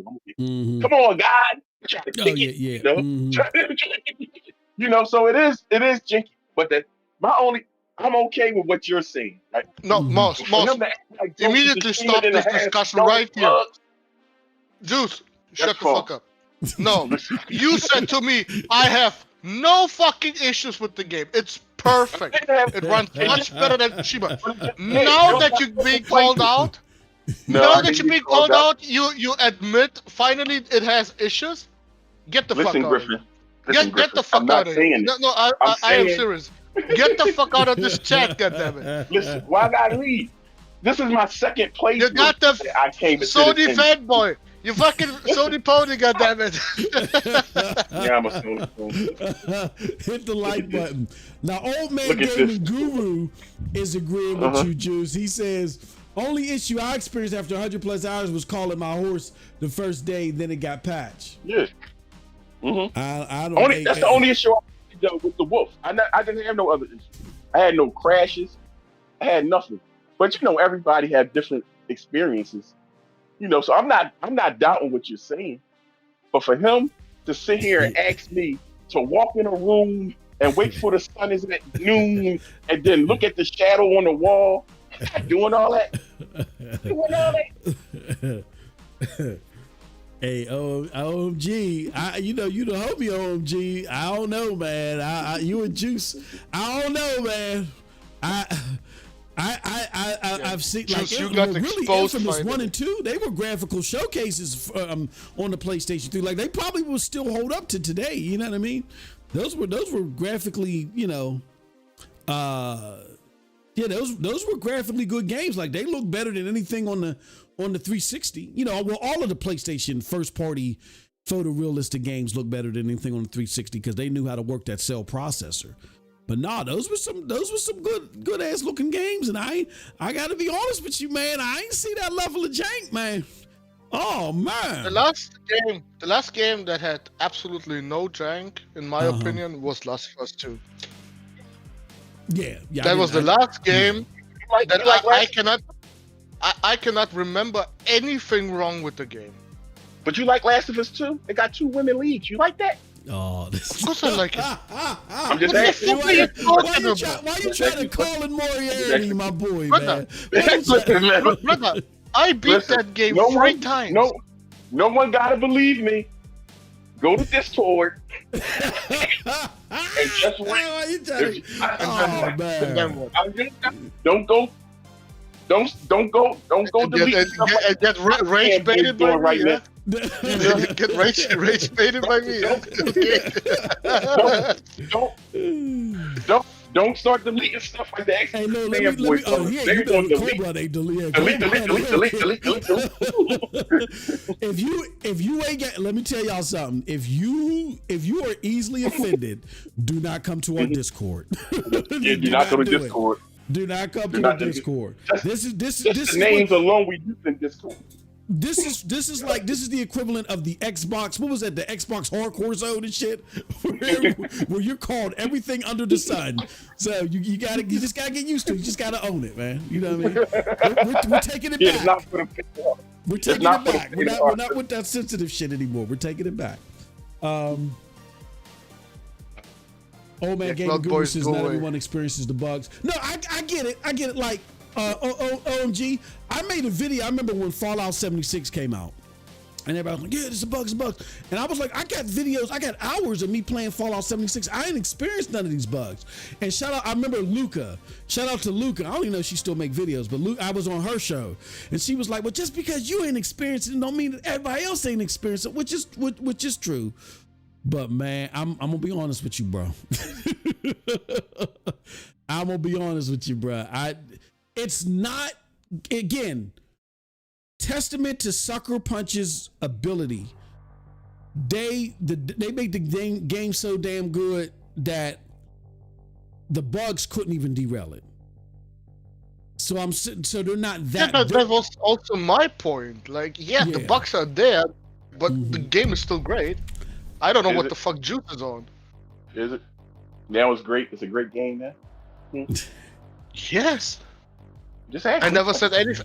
I never said anything different. I asked the question. We don't have to get defensive. I'm just asking the question. No. You sounding very mistrusting right now. I don't like that. Yeah, I had him hot the other day. I think I called him an incel. Right. These two be going at it.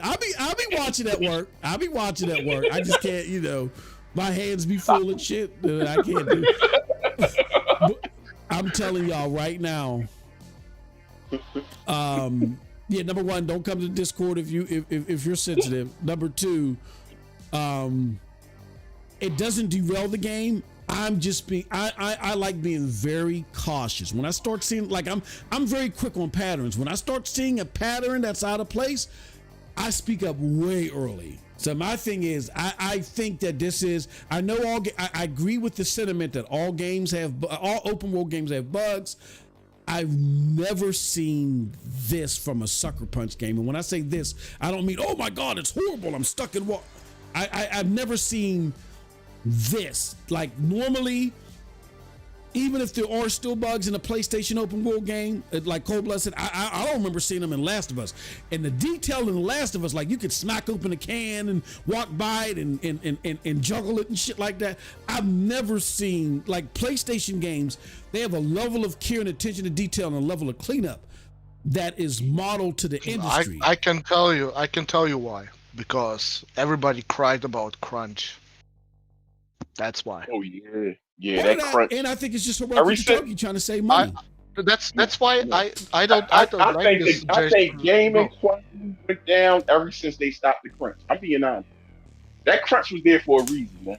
Now everybody gotta have 2 days off, and we gotta eat lunch in the park, and we need to be able to bring our dogs. Remember that?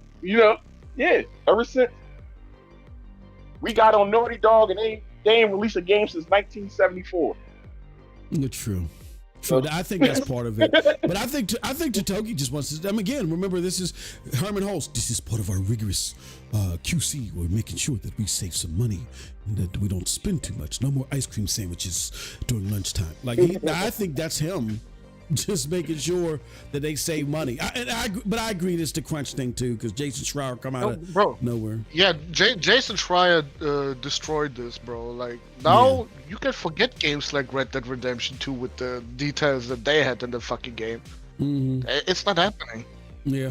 Most developers are gonna say, "No, we don't have enough time to do that." Mm-hmm. Yeah. They were acting like they wasn't getting paid for that time. Yeah. Like, they was making them stay overtime for free. I wish I had overtime on my work. I would gladly accept more pay.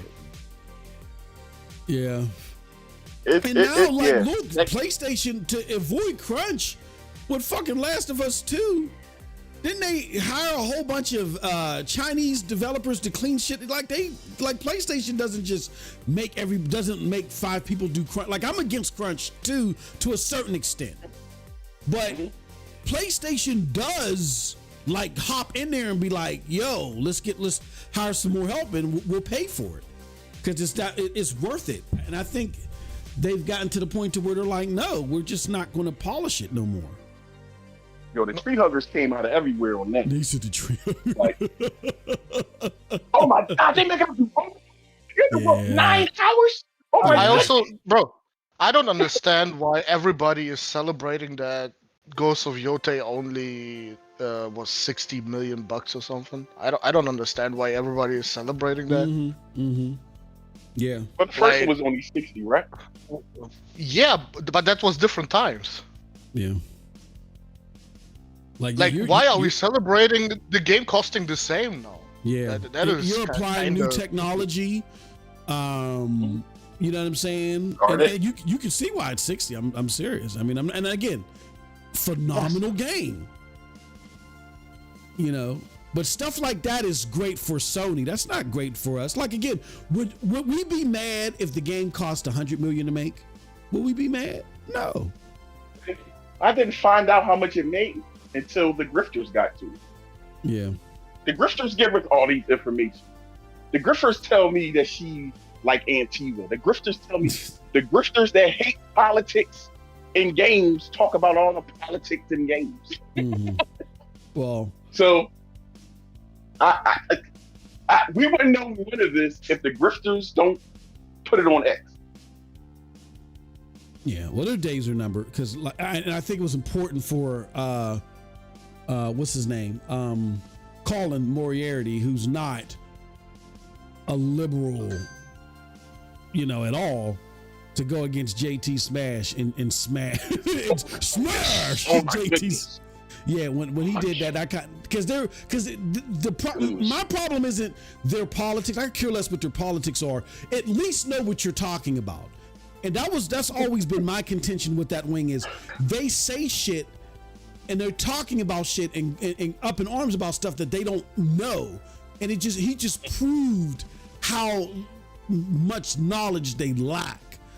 You know what I mean? So that was horrible.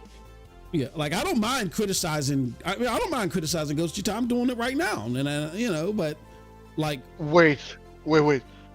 Did PlayStation Germany actually respond to next gen? Yes, they did. I meant to send that to you. Yes, they did.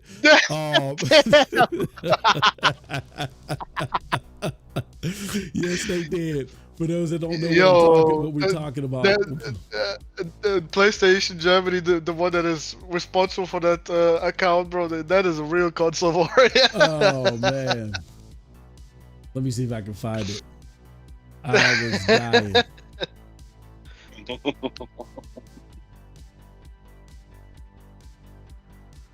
Hold on, where's it at? Oh, here it goes.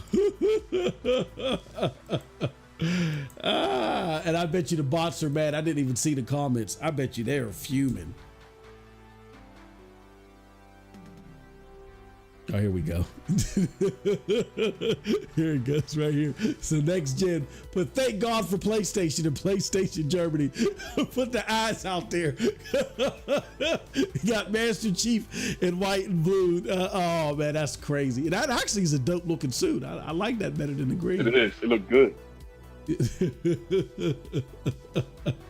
As an Xbox guy, how do you feel about Halo being on PlayStation? Someone put a sad face meme and put at Xbox do something.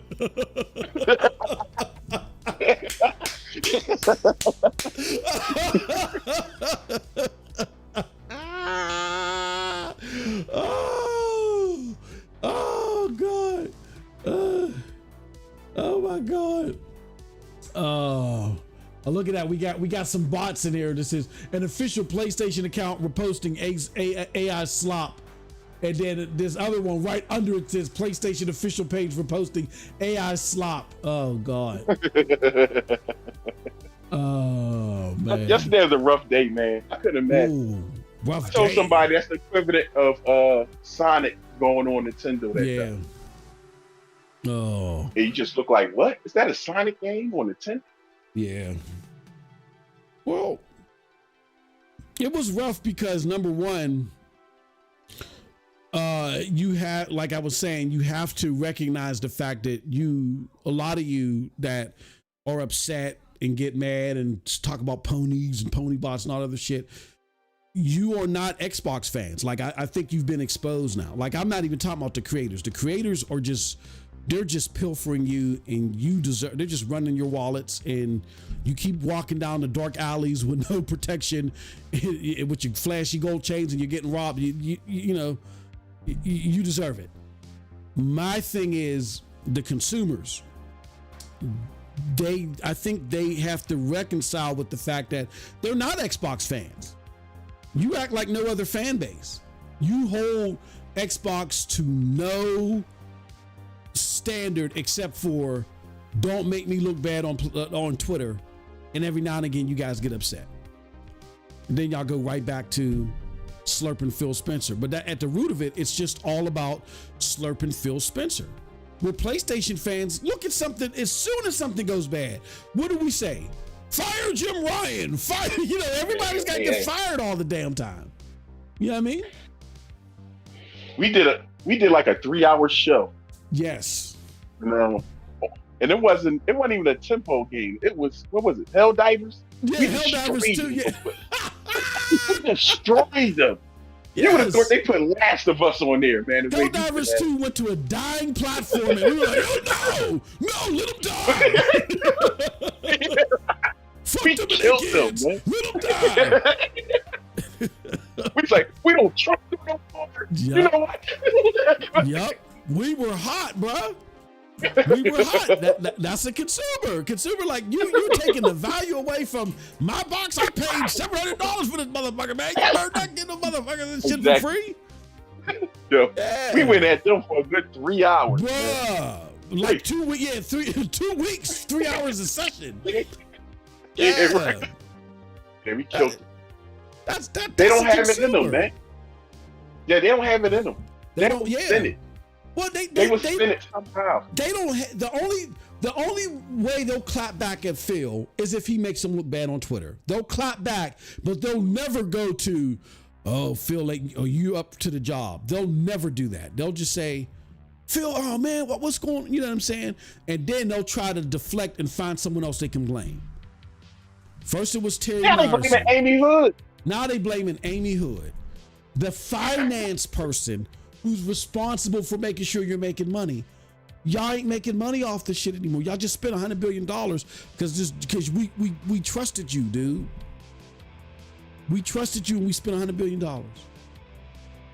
And you don't have a plan to get this money back and some. Now we got to take, you clearly don't know what you're doing. Yeah, they blaming Amy Hood. It's all her fault. Man. She's purposely trying to kill Xbox. Yeah, come on, She's man. purposely trying to do this. She's purposely trying to do that. Why would she try to kill something like that? It killed itself. Yeah.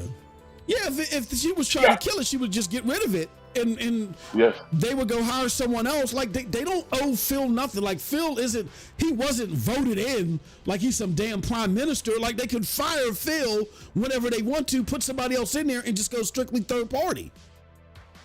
He's been given a chance, but he's had tighter guardrails around him because he's fucked up the money. And he clearly doesn't have a good synopsis of how the business should be run. That email, all you need to do is see that email he sent Amy Hood and Satya Nadella talking about how the Xbox Series consoles are superior to PlayStations, knowing that the Series S is a bottleneck. He knew that. Mike Ybarra knew that. How does Mike Ybarra know that and he wasn't even at Xbox anymore, and you don't know that and you're in charge of Xbox? Like, stop it. You made a mistake. It was too late for you to pull back. You went with it and you tried to use these parasocial relationships, these fake developers on these podcasts and all this other stuff to say otherwise. And now the cat's out the bag. And really, if anybody should be upset, it should be Satya, because he trusted you. And you fed him a bunch of hogwash. He probably, and to prove that they're not trying to kill Xbox, the fact that Phil is still there, they're not trying to kill Xbox. If they were trying to kill Xbox, they would just get rid of Phil because he failed them. But they know if they get rid of Phil, he's linked himself. He's tethered himself to the brand. So if they get rid of him hastily, they kill the brand. They know that, so they're not trying to kill the brand. They're trying to transition it back to where it can make some money. The biggest purchase, not in gaming, in tech business history. 75, do you guys, you don't understand that. That's beyond fuel, coal, gas, anything else. The biggest transaction in tech history. They can't just throw that away. They would have Satya's head on a platter. That would negate, if he just sat there and let Phil continue down this path, that would negate everything that Satya has done. He's like got to stock up 4 times what it was once he took over from Steve Ballmer. All this stuff that they praise him about, that would all be negated if he spent $75 billion on this deal and it continued to go down the toilet. It was Phil's job to make it lucrative. He messed up with the rollout of the platform. He messed up with the rollout of Bethesda. And they gave him one last chance. They didn't have to. They wanted to pull Call of Duty out of Game Pass. They listened to him. They left it in Game Pass as is. They lost $300 million in potential revenue. Eat a dick. You know what I'm saying? If I'm Satya Nadella and you come to me, Satya, man, screw you, man. I can't believe you did this to Phil, man. I'm like, eat a dick. Eat a dick. And Satya didn't do nothing but what good bosses do. You listen to the people that you have running it. Like, you don't try to like overstep your behind. This is your special. This is your expertise. What should I do? And he listened to it, and you burnt it. You burnt him in bonuses. Now all of a sudden they want 2 different CEOs. You don't think that's it's a whole lot going on, man. Like he burnt the hell out of Satya, man. Yes. And they're like, oh yeah, he's going into this AI thing, and he has to. He just they sent him to the corner. $75 billion. They said, go to the corner. Go to the corner, man. Go handle that thing over there. He had Satya, look, he had Satya all in on the competitive thing. Remember, Satya was up there, PlayStation, let us compete. He had him all in. He trusted Phil. And they ruined, he blew through the trust. It's over. Like you said, had to blew his compensation and everything. He had to change his compensation package like 85 billion times because of this dude. And the only way they got it back. Wait. Wait. Did you see Satya's newest tweet? Oh no. Hold on. Bro was so fucking excited to talk about AI. Like, he was so glad he had nothing to do with fucking Xbox and Phil and everything else but fucking AI now. Yep. Bro looks completely different. He doesn't look like he's pissed off or anything. Now he's happy, bro. Oh, you look, he looks, goddamn, he look like he lost 20 years. You know what I'm saying? Like he looks 20 years younger. Oh, look at him. Yeah, hold on. Oh no, I gotta put this on. We got to put this on the screen. He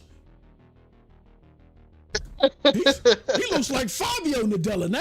Oh, shit, hold on. Let me put this up here. Hold on, man. Sure. Look at this. Oh, come on, man. Hold on. Let me put this on the screen, man. Oh, shit. Look at this dude, man. Fabio Nadella. He just left it here at home. Oh, hold on. Let's listen to this. Hold on. Where's my Listen to this. Look at this dude.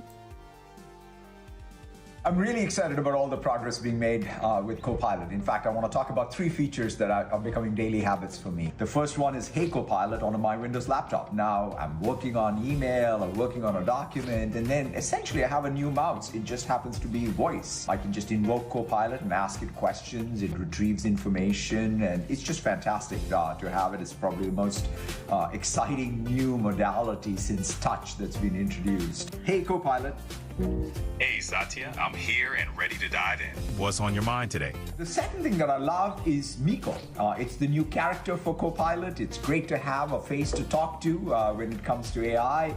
And especially in this live learn mode, it's just so fun. It's a Socratic tutor. My daughter and I had a session around, Egyptian mythology. I asked it about sparse attention, and the cool thing about it is it taught us both what we wanted to know, not just give us information. And it's just wonderful. And the third feature that's now becoming an everyday use feature for me is the multi-user mode. So now, bruh, this dude, their CEO said, "Fuck y'all! I'm so much more happy with this, bro." I gotta change my impression now. I gotta change it up and shit. Oh man, you gotta put a little bit more joy in it. Oh my god. When he's talking about Xbox, it's kind of more serious and shit.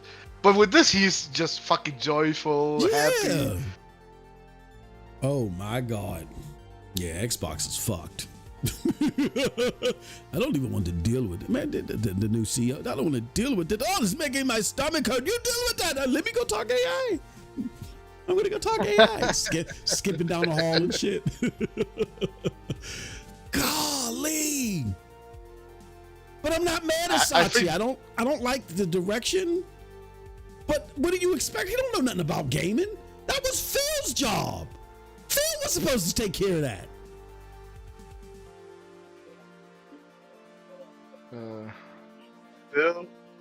Phil is they goat though, man. They go get autographs from him. He sign their titties. He do all that stuff for him.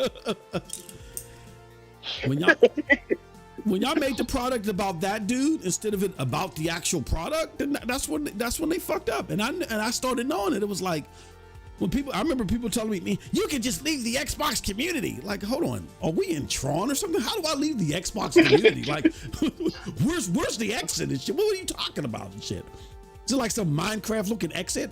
Like, as long as I have an Xbox product, I'm part of the community. What the fuck are you talking about? They like a cult, man. Either you all the way in or you excommunicated, man. Yep. You can't. When they turned on Tim Dog, I knew. Oh, bruh. Like, they turned on Tim Dog, man.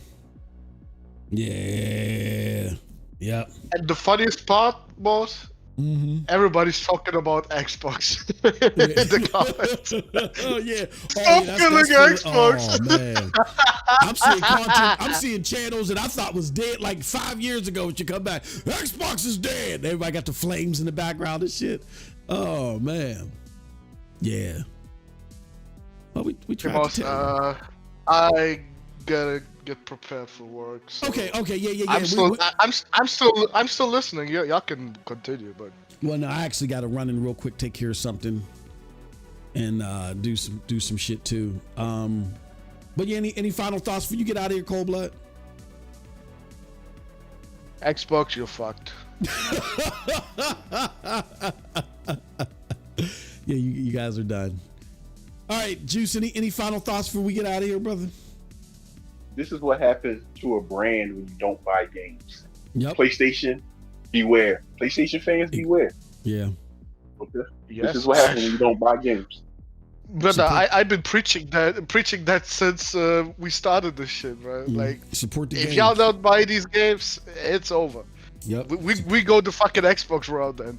Yep. Mm-hmm. Yep. And and final thing again, I don't feel sorry for you guys at all. Like, get smarter. Like, now's the time. Look at Satya. Seeing Satya so jubilant, you should realize that you're fucked with the Xbox platform. All right, unless you're cloud and PC, whatever. With that said, we're out. Y'all have a wonderful gaming day. Thank you for joining. Peace. All right. Oh, yeah.